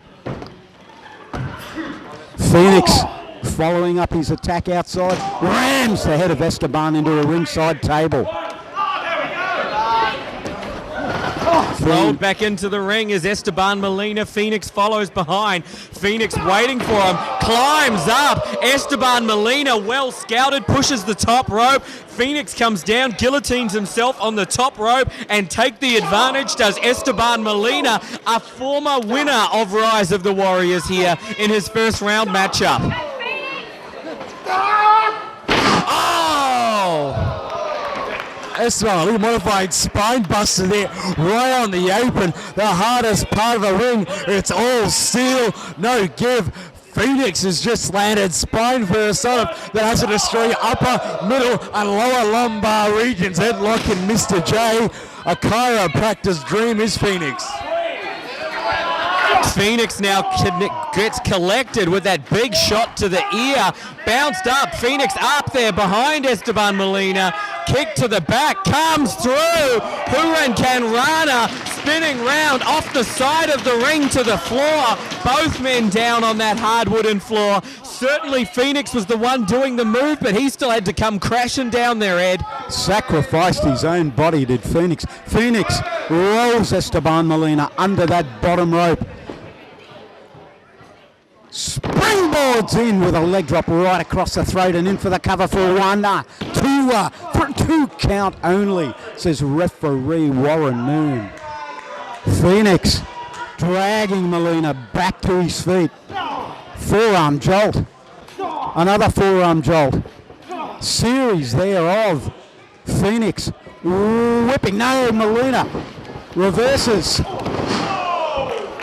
And a shearing Harry Potter there from Phoenix, just knocking the jury curls of Esteban Molina, knocking the soul glow out of his hair. But Esteban Molina with a receipt, knocking Phoenix still with the stiff forearms right to the mush of Esteban Molina. Oh, a suplex there by Phoenix. Esteban Molina is down. Phoenix is down. Phoenix, that's who's the cover. 1, 2 count, says referee Green Hayes Warren Moon.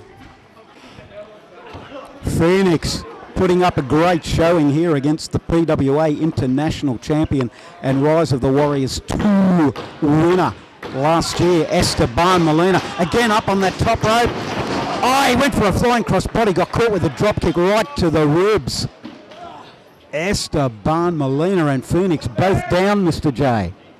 Both men down on the mat right now. Both men struggling back to their feet. Like I said, Phoenix is the man. He was set this opponent by, I guess, his nemesis of the moment, Sorrow. Esteban Molina setting out there to return the favor there, setting out there to try and become the only man to be a 2-time Rise of the Warriors winner. That is something Mason Childs also looking for, having already advanced in the tournament. Esteban setting him down, dropping him down. Yummy drop. Oh, only a 2 count.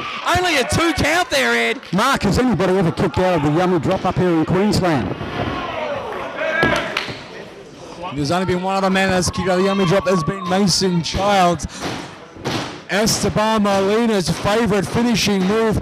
It's a move that will get you down for the 2 count. It's a move that will go stick a fork in you, sweetheart. It's done like Sunday night's roast dinner. Esteban Molina sets up. Phoenix on the top rope. Strikes right in the face of Phoenix. Phoenix dazed and confused like most of the Cleveland locals. We're insulting the Cleveland locals now? Caught him and just dropped him straight down, does Phoenix. Phoenix once again off the very top rope. Oh, for a super senton flash for 1 and a 2.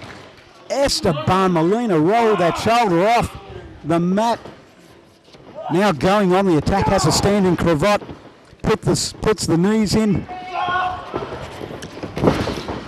Going for that wheelbarrow choke slam, if you will. I believe it's a move he calls crossing the border headlock. That move's called crossing the border headlock? It is crossing the border headlock. Dedicated to our own doyen of the wrestling world, Eduardo Locke.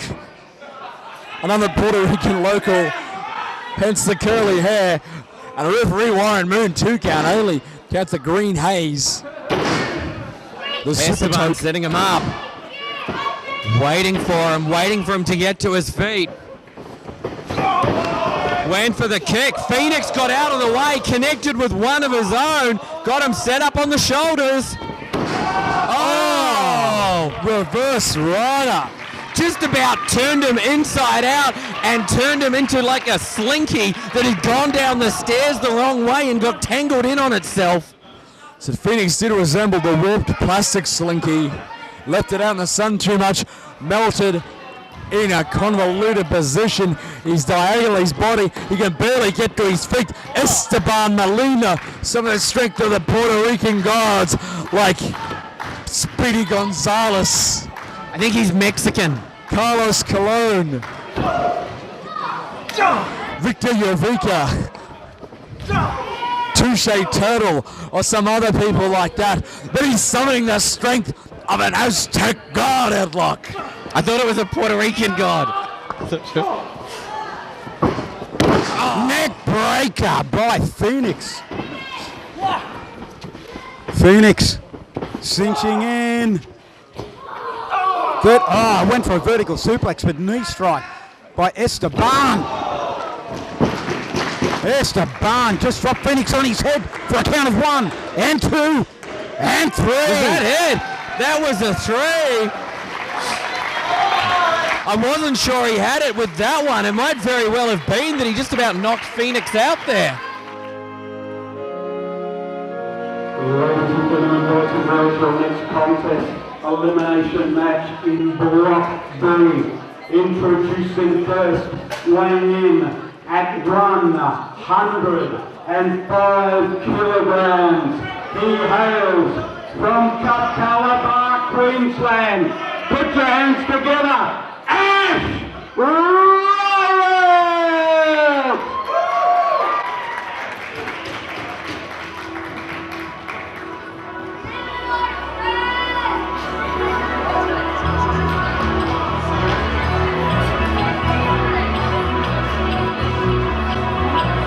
Come on, Cleveland!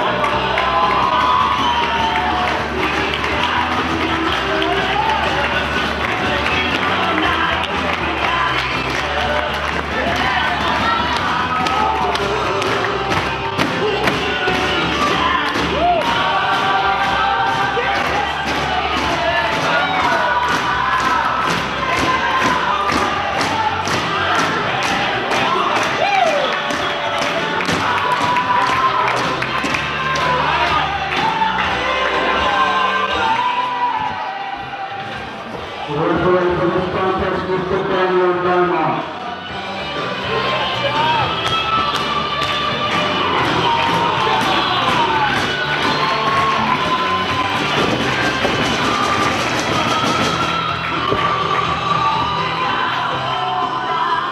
Introducing the opponent, he weighs in at 111 kilograms.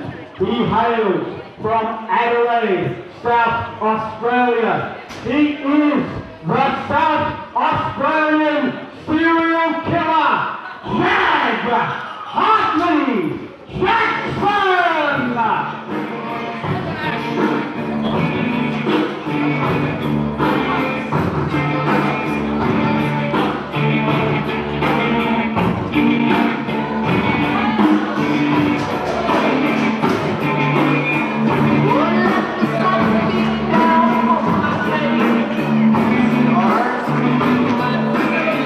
Well, Jag, certainly well known around Australia.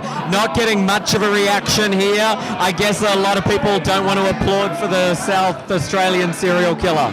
That's a known known throughout Melbourne, known throughout South Australia as one of Australia's top wrestlers. His first time wrestling in Queensland, Mr. J. Indeed he is, looking bigger than I've seen him, but looking in phenomenal shape out there. Ash Riot has come a long way in the 2 years that PWA Queensland has existed, but has he come far enough to be taking on somebody the caliber of Hartley Jackson? And you have to give Ash Riot. Ash Riot has increased his size. Ash Riot is getting bigger and bigger each time we see him.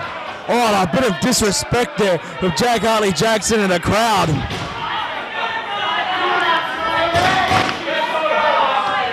You can definitely tell the crowd want a right. What type of right do they want, Headlock? They want an Ash Riot. Is that a Kaiser Chiefs song?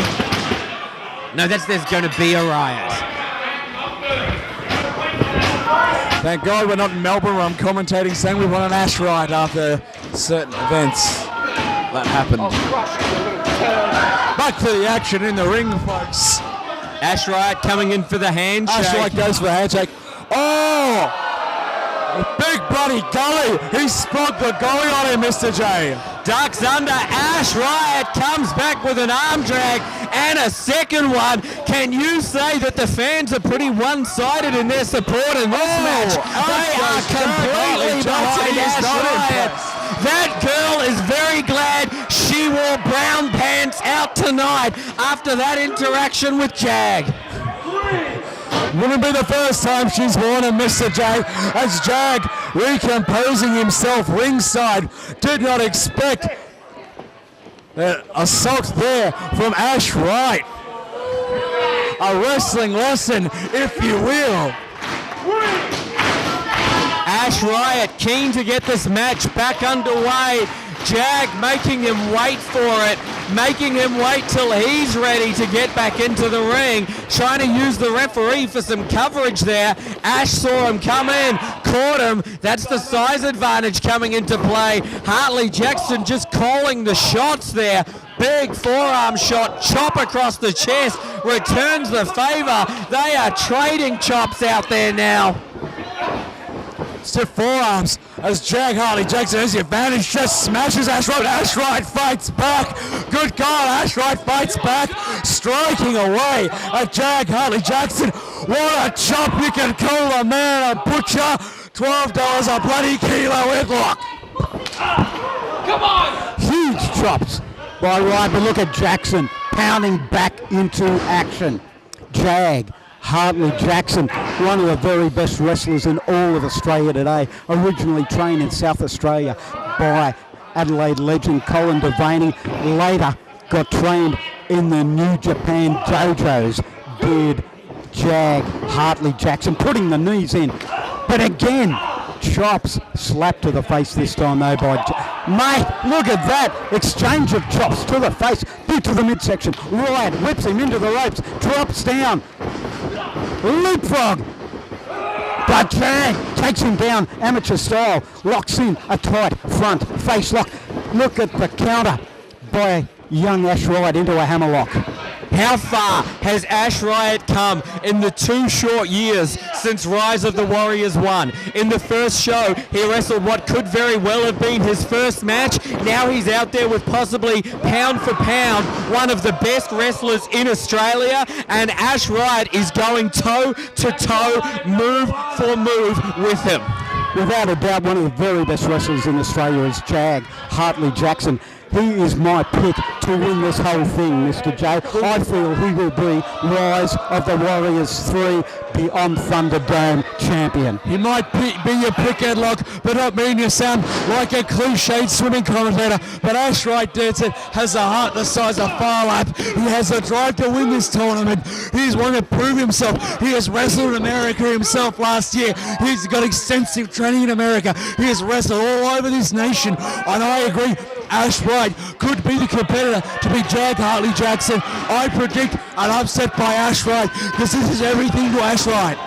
Look, without a doubt, Ash Riot is one of the best young up-and-coming wrestlers in all of Australia today. If he can pull a win off tonight, he goes into the favourites position to take out Rise of the Warriors 3. Well, what does it say about Rise of the Warriors in 2 short years that we have the caliber of Damian Slater, we have the caliber of Champaign Pyro, of Adam Bruiser, of Jag Hartley Jackson, without a doubt of Blakestone, the top wrestlers in the country all want to be a part of this weekend in PWA Queensland.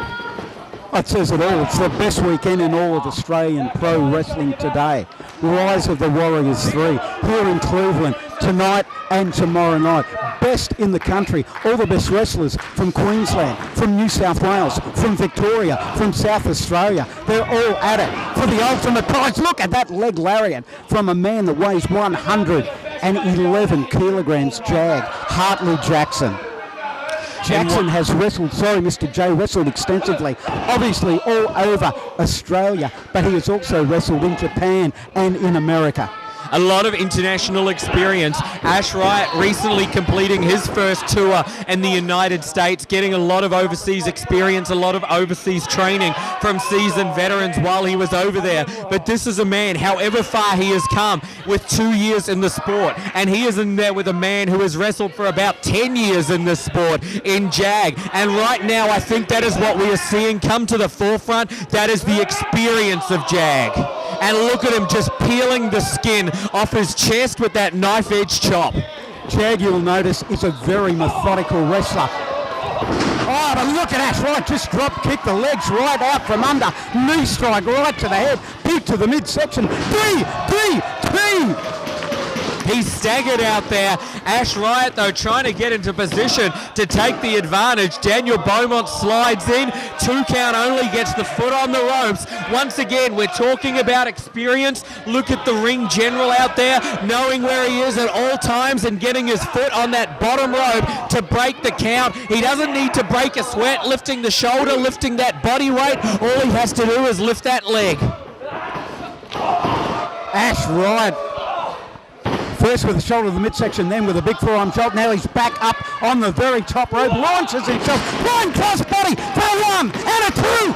2 count only, Mark Williamson. You have to be impressed of the tenacity of Ash Riot. Ash Riot constantly improving, constantly getting better, working on his physique, working on his technique, working on different styles, getting training from abroad, getting more training here from Australia. Ash Riot is the consummate professional, a man who constantly wants to improve, and when you're in this business and you don't want to improve, you might as well give it up. That's for sure. Ash Riot has had to have put on 10 kilograms from the last Rise of the Warriors 2 last year, and it's all muscle.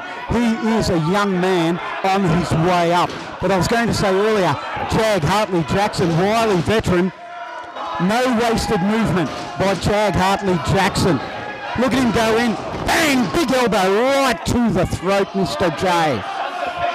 Look at him, though, stop for the pose. You want to talk about a veteran? Sure he is. You want to talk about the experience? He's got more experience than just about anybody in this show, with the exception of maybe Adam Bruiser. But look at the cockiness that goes with it. This is a guy that has been around the world, but this is a guy that knows every stop that he's made along the way and is prepared to tell you about it. This is a guy who, when he's thinking that he should be making the cover, he's instead there doing a single gun pose for the audience.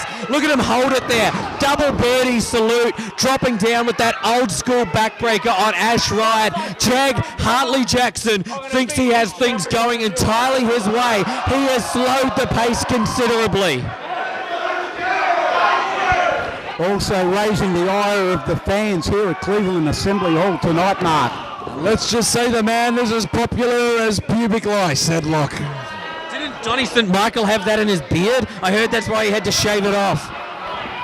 Jag Hartley Jackson going for a big body slam. No, ties Ash Riot up in the tree of woe.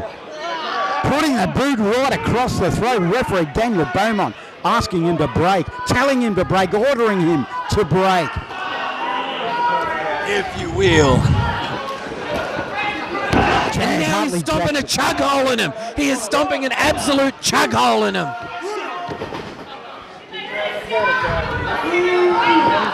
There he is, 6'1", 111 kilograms from Adelaide, the South Australian serial killer, Jag Hartley Jackson. And he just demanded from head hot dog technician average ringside, he better not sell other hot dogs because he's going to have some celebratory pork products here this evening once he pins Ash Riot.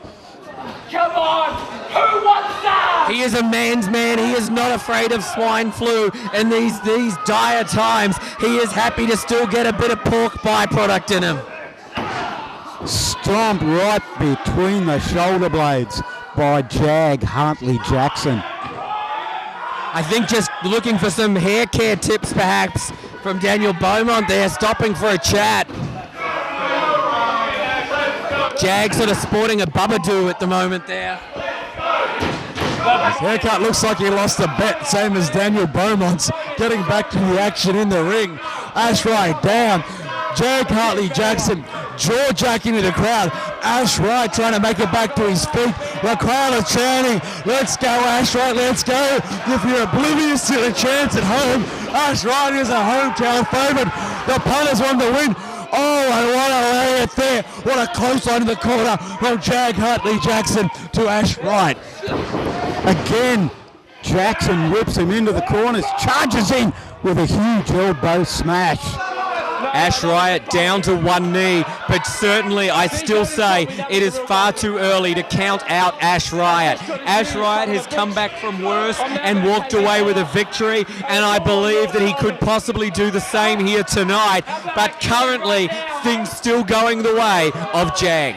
You can never count out a great young wrestler like Ash Riot, but the veteran, Jag Hartley Jackson making a charge into the corner. Boot right to the face. Riot. With a tornado DDT. Down goes Jag. Jag's going to be calling for Aunt M after being caught in that tornado. Dropped head first right into the mat. And now Ash Riot climbing to the top rope. Listen to the fans, but Jag catches him up there, races through, catches him with that rolling elbow to the side of the head, and has Ash Riot hung precariously on that top rope. Looks like a big superplex coming up from Jag. Hartley Jackson. Both men punching away on those ropes. Riot getting the upper hand. Down goes Jag. Hartley Jackson. Veteran move. Jag pushed Daniel Dusty Beaumont into the ropes, causing young Ash Riot to get crotched on that top turnbuckle. As much as I like Ash Riot, I think Dusty Beaumont got in the way of Jag. Hartley Jackson pushed him out of the way, an accidental thing on the ropes as Jag sets him up. Jag now cinching in for what could be a superplex. Superplex off the top rope. Super duper bloody plex that lock. Super duper plex. That ring has taken more of a pounding than belladonnas out there tonight. Dead set if you're a 19-year-old girl in 2002 in New Zealand when the Sharks have played, this ring has taken more of a battering. Both men staggering back to their feet. Referee making the 10 count. Jag's up first. Shot to the side of the head from Ash Riot. Ash Riot returning it. Jag though with that big shot. Ash returning another. There's another shot. Both men trading blows out there, trading chops. Boot. No, Jag is taking the advantage with forearms, chops, and boots. He is a regular lord of the dance out there, Edlock. Indeed he is. Ash Riot gets caught up on the shoulders of Jag, but escapes into a scoreboard. 1 and 2. 2 count only. Jag with a schoolboy cradle of his own for again a 2 count. Boot to the midsection by Hartley Jackson. Trying to pick up double leg takedown. Ash Riot looking to slingshot his opponent. Face first into that top buckle. Downward spiral by Ash Riot. Ash Riot's got to go for the cover, Ed. I think he's going to the top though. He thinks he has things going his way. I don't know if he's got him that hurt. He should have taken the quick count, I think. Should have gone for the body press immediately instead. He's up on the very top rope. Misses that little frog splash right into the knees. That frog has been dissected out there, Ed. Pile driver. That could be all she wrote. 1, 2, 3. What a pile driver. You saw his neck go in there. You want to talk about a frog splash? His neck contracted like a turtle, Mark Williamson. It certainly did. Impressive pile driver, impressive finish, impressive effort from both men here this evening. Very impressive. Ladies and gentlemen, boys and girls, our next contest will be a women's match. Oh, what the hell? Boom, boom, Mark Davis. Ed, you better get out of the ring. Ed's wisely getting out of the way. He doesn't want to be in the way of this bull. Like a young Terry Gordy. Is that a plastic? Is that a plastic bag? Are you kidding me? Is that a plastic bag? Ring the damn bell. Get somebody out here to break this up. Where the hell is security? He is trying to choke out. He is trying to suffocate Ash Riot. Mark Davis once again proving what an A-grade douchebag he is. Your next contest will be A match between two of the best ladies wrestlers in the world of Australia today. Introducing first your referee for this contest, Mario.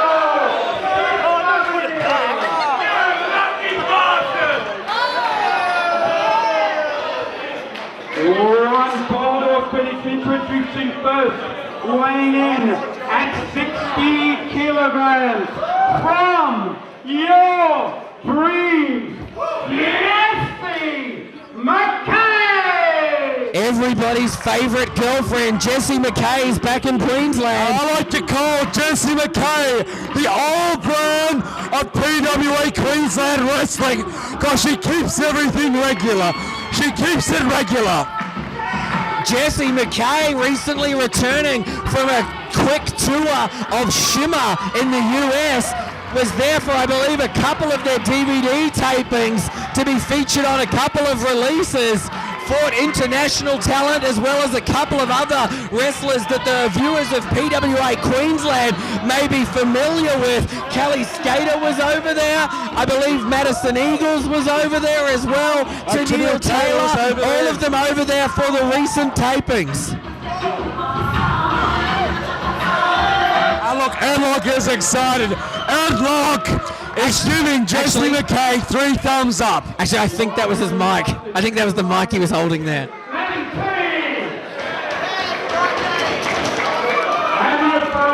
Weighing in at 75 kilograms from Wicket City, she is Sway!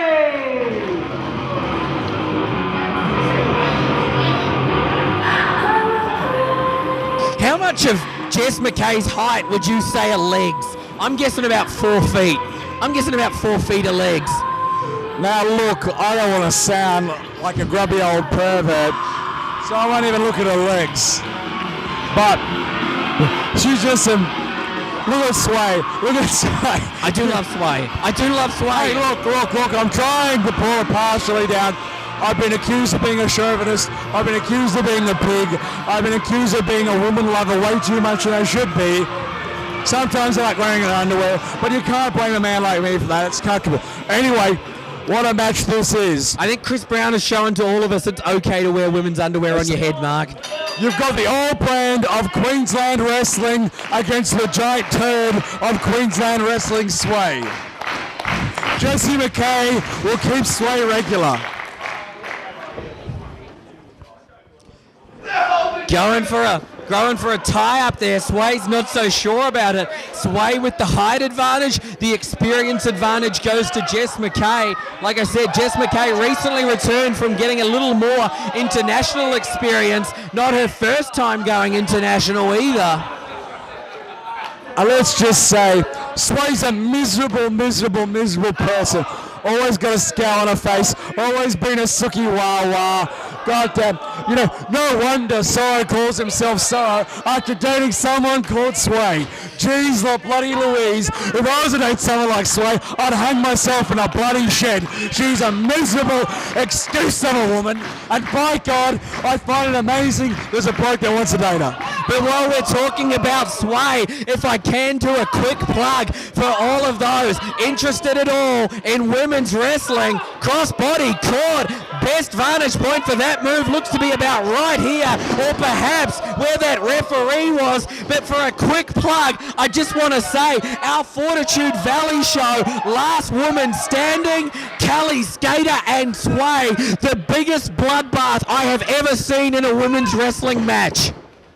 In the world, Mr. J. Kick to the midsection. What a clothesline from Jessie McKay. Good God, 1, 2, and Dickie D, whatever his name is, Dickie Knee, with a bloody 2 count. Dickie Knee was a head on a pole, Mark. And a head on a pole would be a better job than this goose. And it was a head on a pole in about 1989. Flying head scissors, spinning round, taking Sway down to the mat, discombobulating her. Shot to the midsection now from Jess McKay. Jess rolls through, neck breaker, didn't get all of it. If anything, she might have twisted the head on a more awkward angle because of that, though. Let's hope this improved her disposition. Oh, I think she's pissed her off. That is about 3 big shots in the corner from Sway, and there is the big boot choking her out on that top rope. And Mr. J, I've said it once, and I've said it a million times on previous DVD commentaries. Sway suffers from SIV, sand in vagina. Therefore, she's always miserable, always angry. She's attacking callously to Jessie McKay. I'm appalled. The punters here at Cleveland Assembly Hall are appalled. Mind you, beautiful sidewalk slowdown and Dickie knee with a 2 count. Looked a bit of a lapsadaisical cover there from Sway, though. Just leaning back on her, going for the cover. Not enough to put away a seasoned veteran like Jess McKay. I like to say, speaking of Dickie knees, a big up for Lemmy, who's going to hospital after breaking his leg in the match he just reffed. I saw Johnny Lucas backstage earlier as well. He's got a bump on the size of his head like an egg at the moment after that 6-man match earlier tonight. But it's no Dickie knee, Mr. J. It's no Dickie knee. Oh, goes to take it. 1, 2 count only, says Dickie knee. And the flash photography went off by this whole back row with that one. This whole back row have got their cameras out, Mark. 1, 2. I think the side row just had their cameras out. You're a pervert. Handing over to wrestling aficionado Ed Locke, who'll bring some sanity into the proceedings. Wheelbarrowed her, dropped her down, and now she is setting her up in the camel toe clutch. She says no. Go from the iron shift, yes. The camel toe clutch. That is the most disgusting move. And she's picking her up now. She is picking her up. Irish whipping her off, following her through. Ducks out of the way. Sway runs in. Catches her through, ducks through, legs around the head, spins around, head scissors her down to the mat. Jessie McKay on fire here tonight at the Cleveland Assembly Hall for PWA Queensland. Diving clothesline. Another big clothesline takedown by Jessie McKay. Elbow right to the throat. McKay in for the cover. 1 and 2. 2 count only. 2 count only. Sway manages to get the shoulder up. Jess McKay rolling over, trying something else. She is trying all she can to put Sway away. Reversal by Sway. Sway charges in with that huge lariato. Sway climbing up. She's perched up on that top rope. Oh! Look at that. Lifting her off the ground with that sleeper head. Rear naked choke, if you will. And I'm sure you will. I'd like to see that. Ducks under the clothesline. Jess up on that second rope. Gets caught. Spine buster. 1 and 2. 2 count only. How did young Jessie McKay kick out of that one? Sway. Hammerlock. Looks like she's setting her up for a finish move. Blocked out of it though. Shots to the side of the head, ducking under that big boot. Shot to the midsection from Sway. Sway setting her up again, picking her up. Jess McKay scouted it. Another shot to the ear, rolling her back. Got her pressed down. Didn't roll forward enough to put the body weight across Sway. Sway's height advantage playing out and managing to kick out. Couple of back elbows there coming through. Jess has grabbed her. Sits her down with it, hooks the arms with the legs, and that is the 3. Jessie McKay walking away with the victory over Sway. You're back with us again, Mark. I've had to compose myself.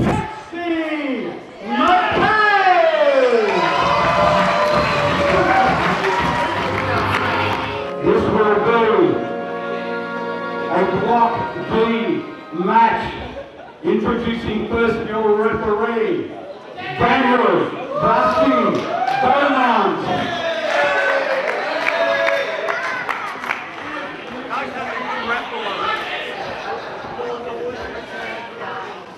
Your first contestant weighs in at 91 kilograms. He hails from South Australia. He is Adelaide's golden boy, Damian Slater!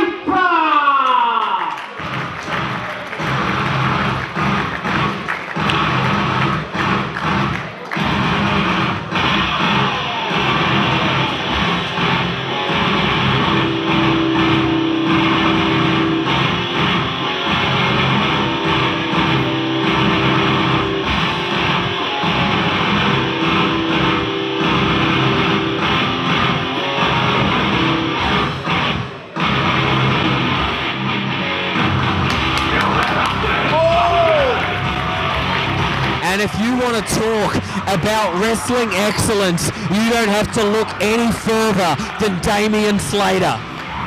Damian Slater, you want to talk about credentials. This guy has wrestled virtually everywhere around the country and has beaten most of the top guys in this sport. The man has just recently returned from a tour of America where he received some training from the Heartbreak Kid himself, Shawn Michaels. The man is at the top of his game, as is his opponent. And the opponent weighing in at 27 kilograms, originally from Killarney in Ireland, now making his home in Narrow Warren, Victoria, Champaign Pyro!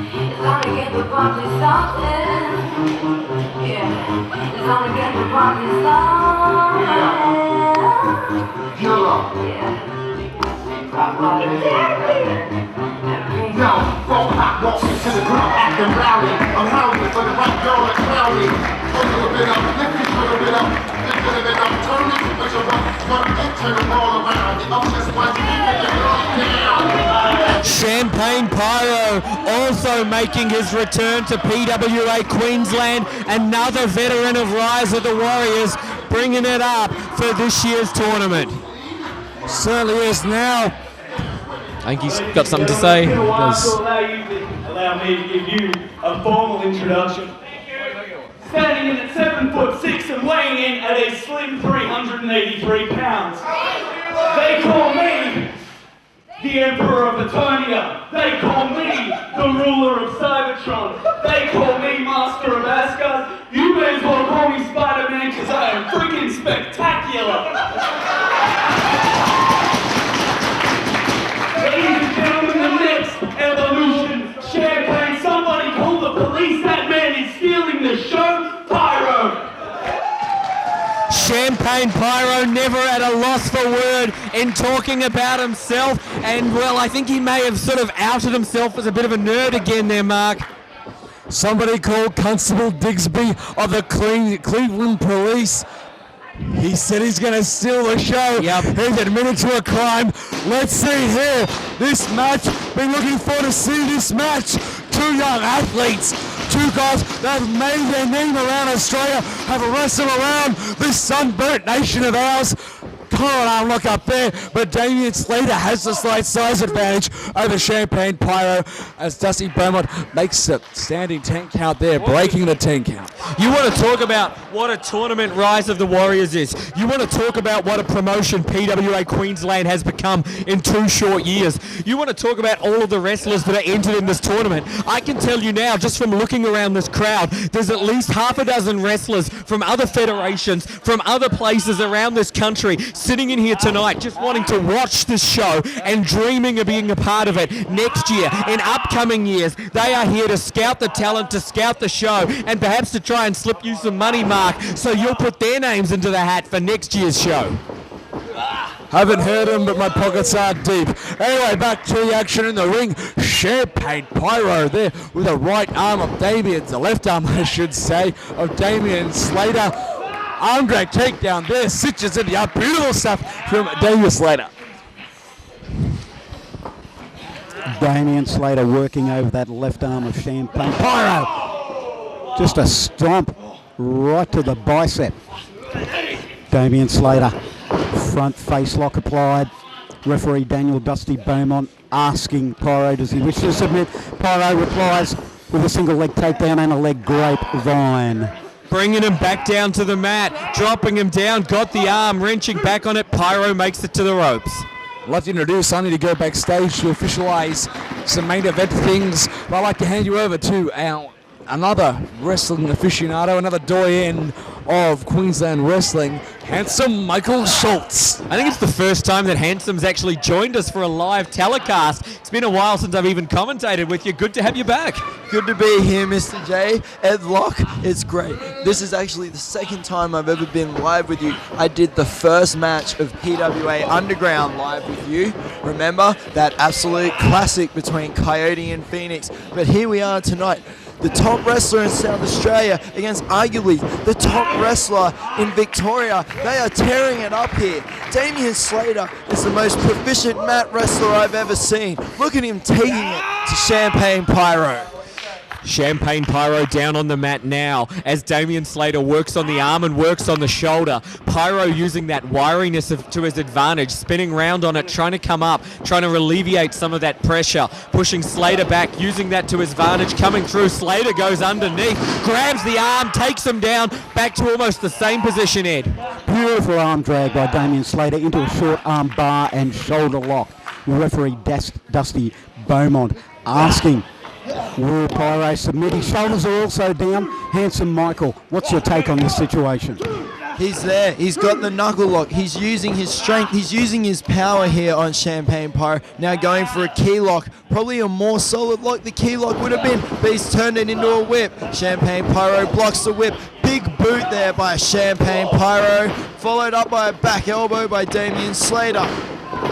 Leapfrog, Slater off the ropes, drop kick right to the chin by Champaign Pyro. Pyro in for cover 1 and 2 count only, says Daniel Beaumont, our referee for this contest. Damian Slater, a perennial contender in Rise of the Warriors, but a man who, despite his credentials, despite his talent, has never won Rise of the Warriors. The only two men thus far to have won, Mason Childs and Esteban Molina. Damian Slater is determined. He is a man out there to prove his mettle on the Australian stage, and in doing so, prove his mettle on the world stage by winning Rise of the Warriors this year. He has drawn a hard task in the returning Champaign Pyro. Champaign Pyro resplendent in those gold tights, hits the ropes. Big kick right to the head. Champaign Pyro nearly knocked the head off the shoulders of Damian Slater. Champaign Pyro, those kicks are lethal. He's told us numerous times about his Muay Thai experience. And look at Damian Slater, he just rolls out of the ring now. That kick has knocked him silly. Referee Daniel Dusty Beaumont checking on Damian Slater. Slater looks dazed and confused on the outside here at the Cleveland Assembly Hall. Well, what can you say about Rise of the Warriors, about PWA Queensland? A tournament so heavy duty, even our referees are leaving with broken bones. A tournament so heavy duty that some of the best wrestlers in Australia, one half of the tag champs, Johnny Gunn, Seoul, the Queensland champion, Robby Hart from Adelaide, Mark Davis from the Brotherhood. These men are main event guys anywhere in the country, all of them already out of the tournament. What does that say about the caliber that's left? You talk about that, you got to talk about the men that put in wild cards to be in this tournament, Mr. J and Edlock. We had Trick Davis, he was lined up, he had to pull out. We had Nasawa, due to All Japan commitments and being the double crown tag team champion, he had to pull out. We had Marcus Cool from the UK apply, and he had to pull out. But tonight, you are seeing the best of the best in this country fight it out. Without a doubt now, both men slugging it out on the apron. Oh, an arm ringer on that apron. What a fantastic maneuver. Mr. J, the shoulder of Champaign Pyro just crashed onto the apron, which is probably the hardest part of the whole ring. Well, we are certainly no stranger to injuries at Rise of the Warriors. Last year we saw Mason Childs suffer a broken arm, an incredibly horrible broken arm. Anyone who has not seen that footage, it is certainly not for the squeamish, but I would recommend you definitely pick up last year's Rise of the Warriors as well as viewing this one for some incredible wrestling action, possibly the top action ever seen in Australia. Champaign Pyro coming back with those shots to the midsection, but Damian Slater grabs the arm, trying to hook the other one as well. Pyro's fighting it, makes it to the ropes and makes the break. Damian Slater, he's been perfecting that Rings of Saturn style submission headlock in Mr. J. That is going to be his main weapon here. I think he is going to go for that. He's going to target that. He took down the arm before and he was working the arm over. Here we see a tree of woe. And still working on that arm, Michael Schultz. Look at Damian Slater. Was he tapping there? I guess he's on the rope, so it doesn't count, even if he was. But Damian Slater, we are definitely seeing, I guess, a more angry, a more fierce Damian Slater, if you will, out there. This is a determined man. A lot more of aggression displayed by Damian Slater. As we mentioned earlier, he has had some of the best matches in the last 2 years' Rise of the Warrior tournaments, but he's come away empty-handed. Tonight, it's all or nothing for Damian Slater. This man, he has had some of the most classic matches in PWA Queensland. You talk about the fire he's showing here against Champaign Pyro. We've seen him against many of the top wrestlers in this company, the biggest fan favorites. He's not afraid to step up and do what he has to do here. But only got a 2 count. Damian Slater must be wondering what he's got to do to hold down the shoulders of Champaign Pyro for the fatal 3 count. But nonetheless, Damian Slater still has the advantage here tonight, Handsome Michael.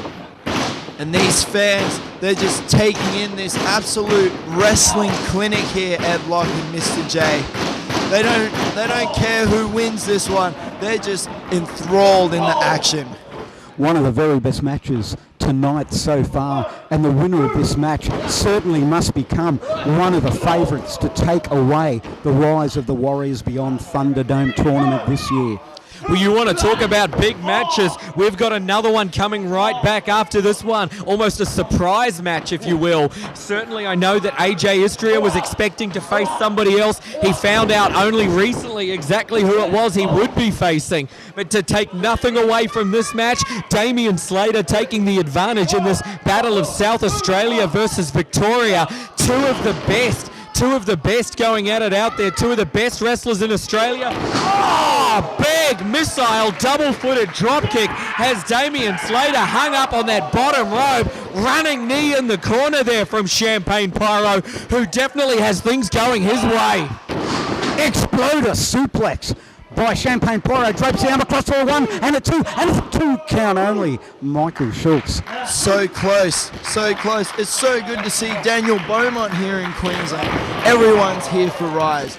Once again, Ed Locke showing up to the party. We got Mr. J. Even I had to make an appearance out here tonight. I just had to be here.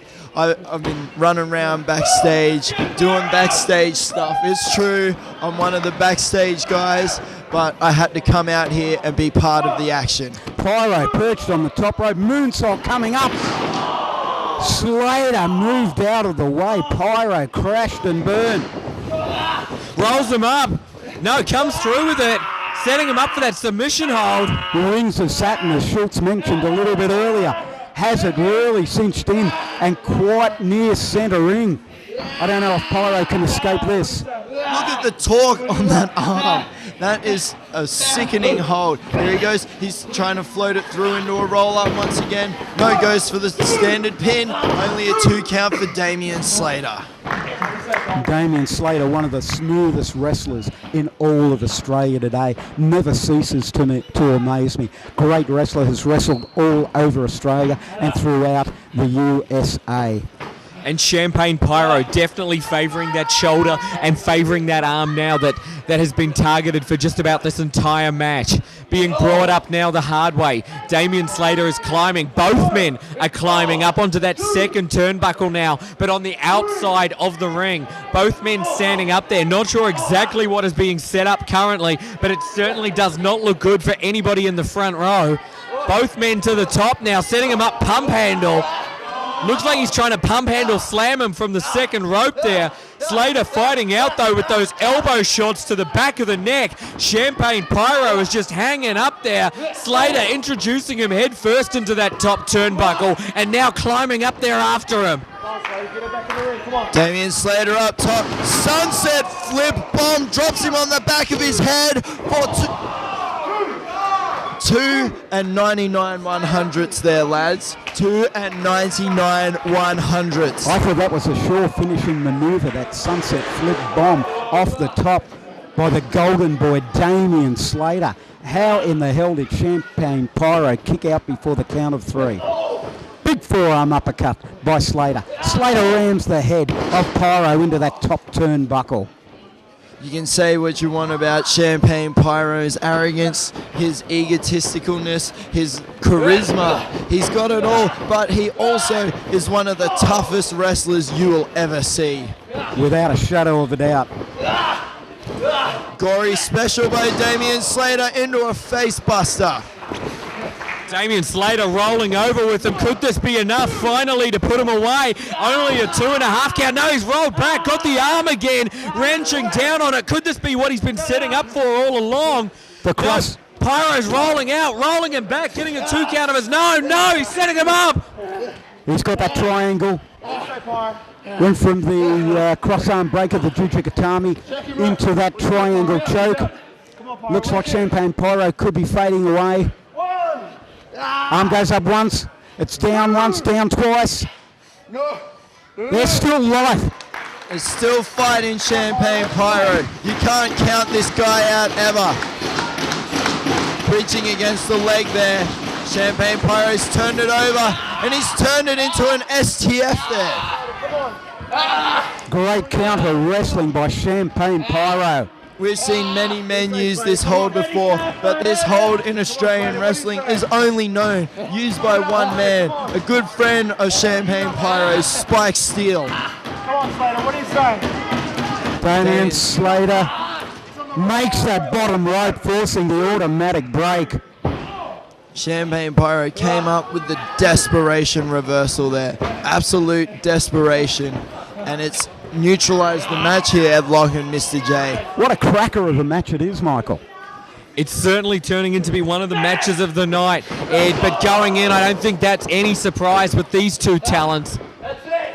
Here we go, Slater. He's trying to set up for the Bible basher there. Champaign Pyro flows through into a Tiger Driver. Oh my God, I thought that was a 3 count for sure, Michael. The move that has won him so many matches here in Queensland. The move that took him and NAS to the finals and the win of the tag team title tournament back in October. Can't score the win on Damian Slater.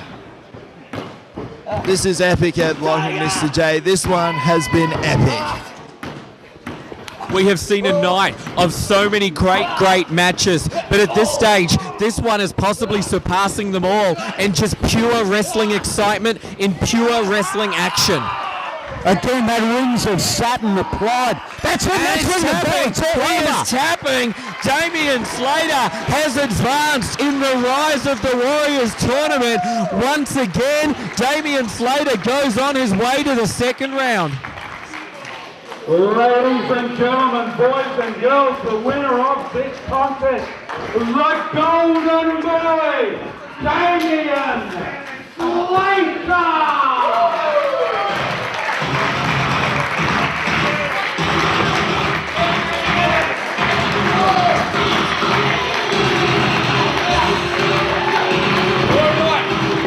And niggas trying to take my life away. Main event time, baby!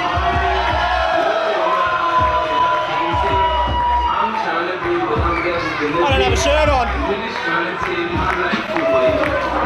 All of them niggas for fucking with me. I'm not gonna know what I'm gonna see. But watch how you talk about me. Cause I'm gonna take your life away. Many men.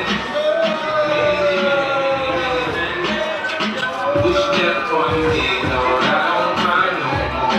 Don't look to the sky no more. Have mercy on me.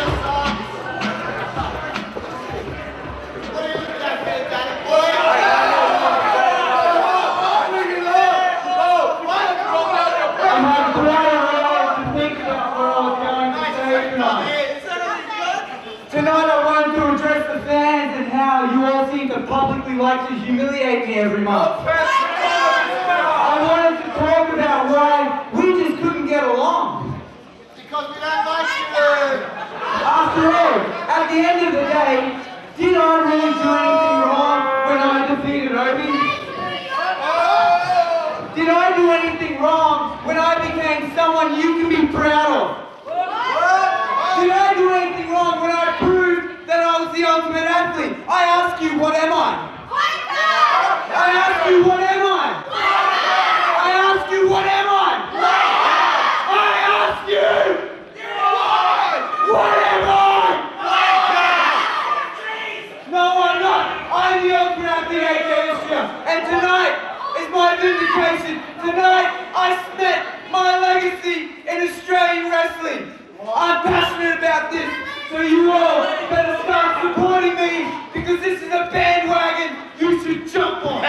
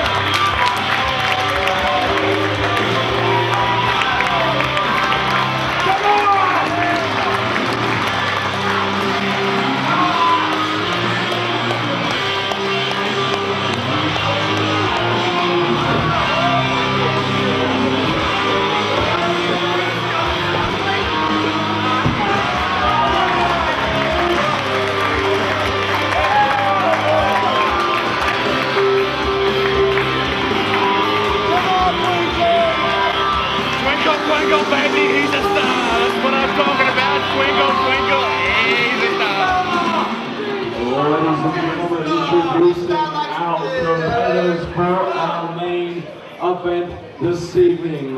To the right of me, coming to the ring by the Nightmare Assassin Squad, here's the ultimate athlete, AIWF Istria!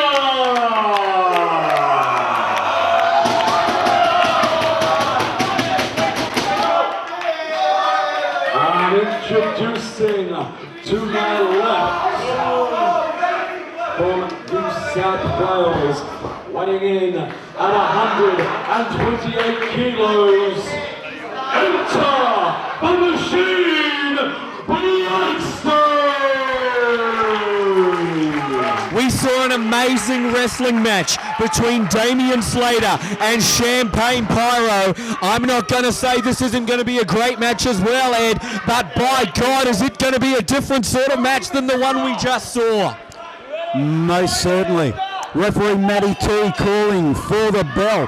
Underway, main event of the evening, last match of the night in the elimination tournament. Rise of the Warriors 3 beyond Thunderdome here at the Cleveland Assembly Hall. Blakestone facing off against AIWF.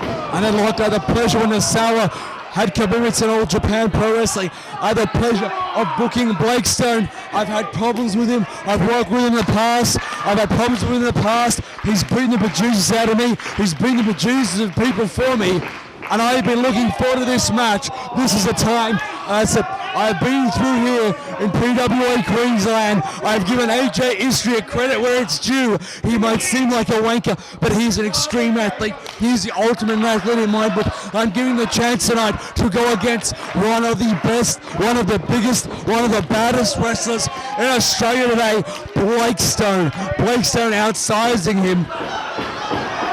And Istria showing that cocky attitude he's got. Some of that cocky attitude, that confidence that probably makes him the ultimate athlete. And I don't mean to harp on, I don't like the people he associates with, but Istria, in my books, probably the future, the present of Australian wrestling.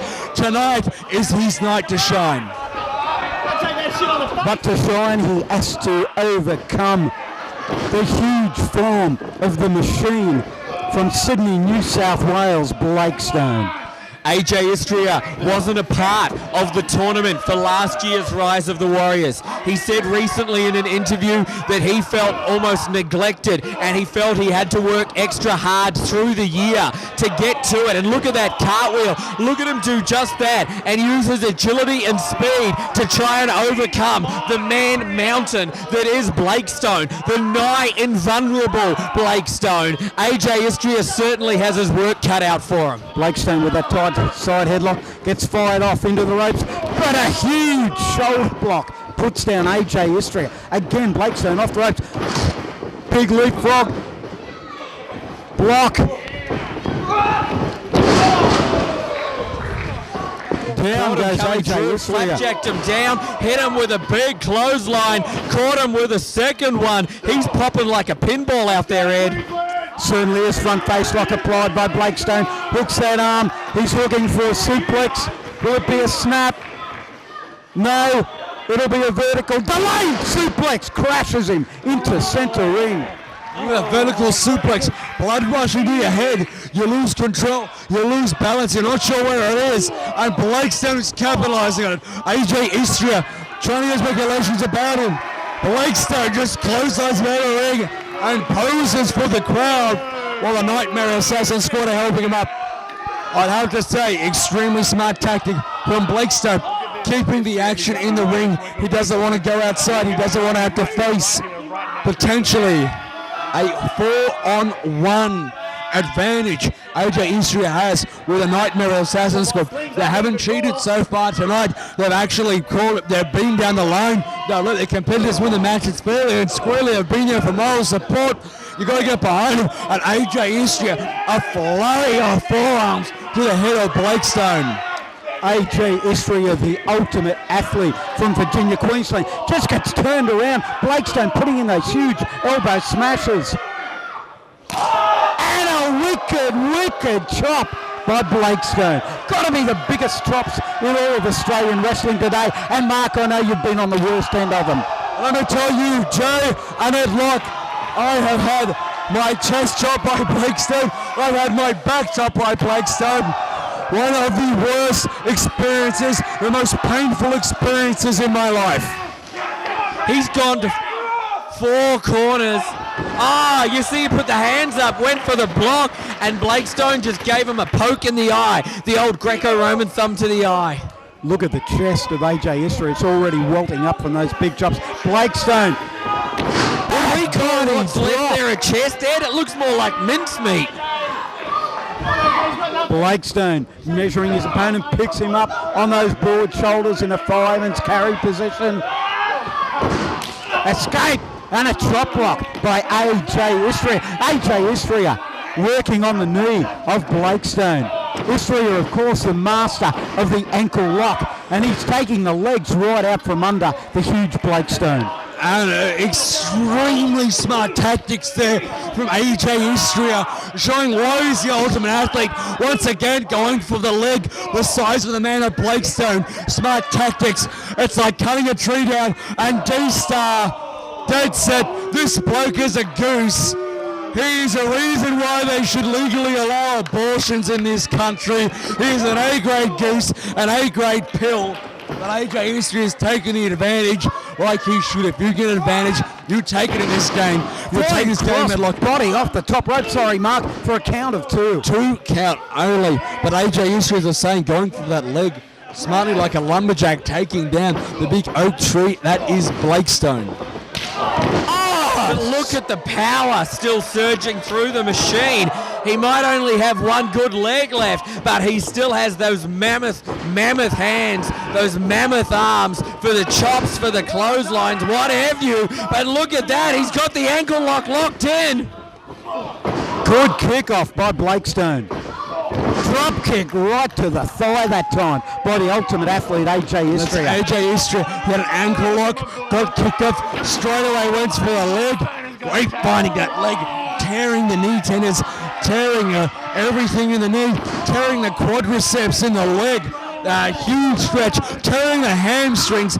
absolutely wreaking havoc on the leg of Blakestone. He has come in here with a plan. He has come in here with tactics as AJ Istria, and by God, he is executing them. I don't mean to sound like a suck-up. I said it before, I don't like the people he associates with, but this man, the future of the business, the ultimate athlete, AJ Istria, proving why he is.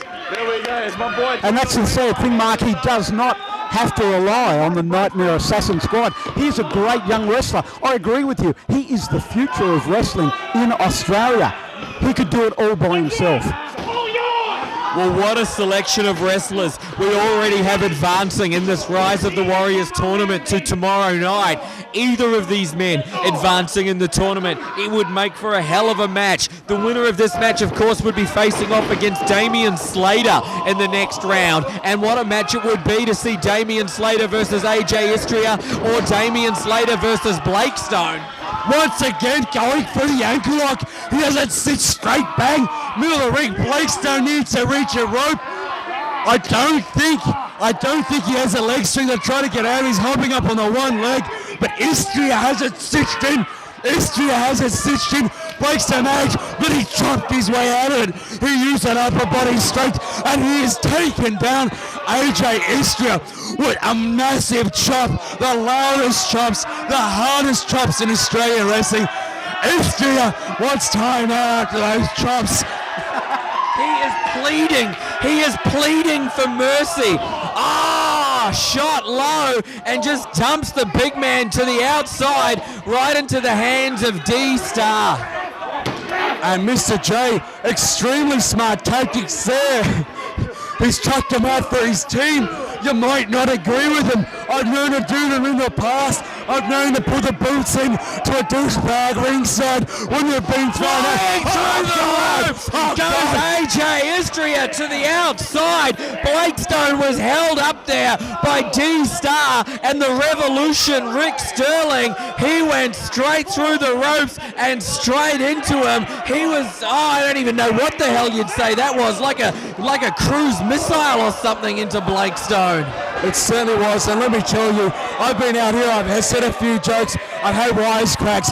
This match receives me because this is how much I think this guy is the future of Australian wrestling, and Blakestone smartly hits the ropes. Istria, I believe you can call it Istria plum jam, landed straight on his bloody kegs. And Blakestone chopped that chest off Istria. His chest is red raw. Blakestone stitching up. His stitching looks like it's going to be from the top rope. Belly to belly superplex. Beautiful stuff from Blakestone. Beautiful stuff. What a main event we have here. PWA Queensland, Rise of the Warriors 3. I'm about to lose my bloody voice. This match was fantastic. The whole show has been sensational from top to bottom, Mark. In fact, there hasn't been a bottom. It's been main event matches from the word go up until now. And like you've commentated me for like almost 9 years now, I've never lost my voice on a show. I am losing my voice at this show. This show is a fantastic. Oh, what a chop by Blakestone. He flipped Istria over. What a chop from the machine Blakestone. He was like he was in a salad spinner, in a Cuisinart, in a blender. German suplex, takes him over, just about throws him across half the ring with it. Look at that. Do you see the Nightmare Assassin squad all swarming, trying to hit the ring to break up the count, just in case Istria couldn't do it on his lonesome. You are argue there by Blakestone, 2 count only as the slug, Donnie St. Michael, tries to slime his way in the ring, but AJ Istria doesn't need it. As you said, Adlock, AJ Istria does not need these guys ringside. AJ Istria can do it on his own. He has it as an advantage, but he does not need it. Big shot to the side of the head, forearm shot. Another huge chop, Ed. This has been a fantastic match. I said earlier in the commentary that I think Jag is the favourite to take out this whole tournament, but surely whoever wins this match must be up there with Jag as a favourite to take out Rise of the Warriors 3 beyond Thunderdome. AJ Istria standing tall in the ring, applying a standing ankle lock on Blakestone. And Blakestone got his foot on the rope. Johnny St. Michael very slowly tried to get the foot on the rope. They're complaining it wasn't on there. What a goose. But Istria has an ankle lock stitched in Blakestone, and he's pulled Blakestone away from the ropes. No interference there. He has pulled Blakestone away from the ropes. He has an ankle lock stitched in. That has to be tearing at the Achilles tendon at any bloody tendons. I'm on the biologist like, oh God, Blakestone has reversed it, but Istria back again on top. Rolls it over. 1, 2, feet on the ropes. Feet on the ropes, deadlock. Well pointed out by the kid in the front row here, pointing out the foot on the ropes to the referee. Istria off the ropes, gets picked up, doesn't he? Get spine busted in centre ring by Blakestone. Blakestone, first man, back to a vertical base. Still favouring that leg and that knee, Ed. Certainly is. Snap knee.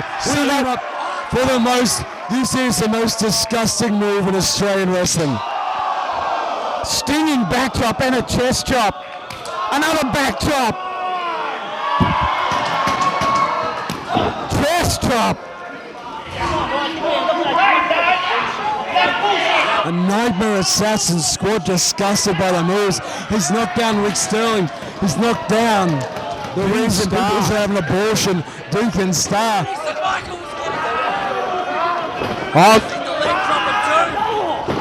Oh, big clothesline ducked under by Blakestone. Down goes referee Matty too. Nightmare coming in. Rick Sterling's in. Rick Sterling's down. Choke slam Star is in. Slam of silence coming up. Slam of silence. The star has been put out. That star just went supernova. Johnny St. Michael is in. Johnny St. Michael is in. But so is Seoul. Seoul is in with the belt. The Queensland title, big shot right to the head. Oh no, Istria 1, 2, 3. You might not be impressed how it ended, but the man deserved it. The man gave it everything to win. The crowd has chanted bullshit. The crowd is not happy. Oh, Johnny St.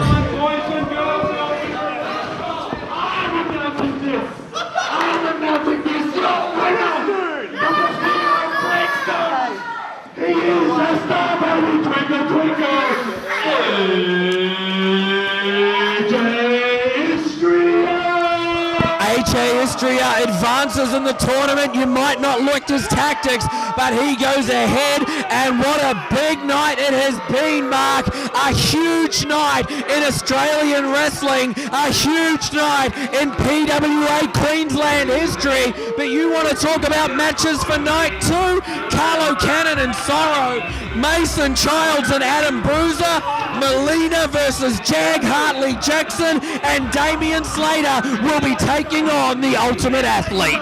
Who beat Blakestone? This guy right here. He destroyed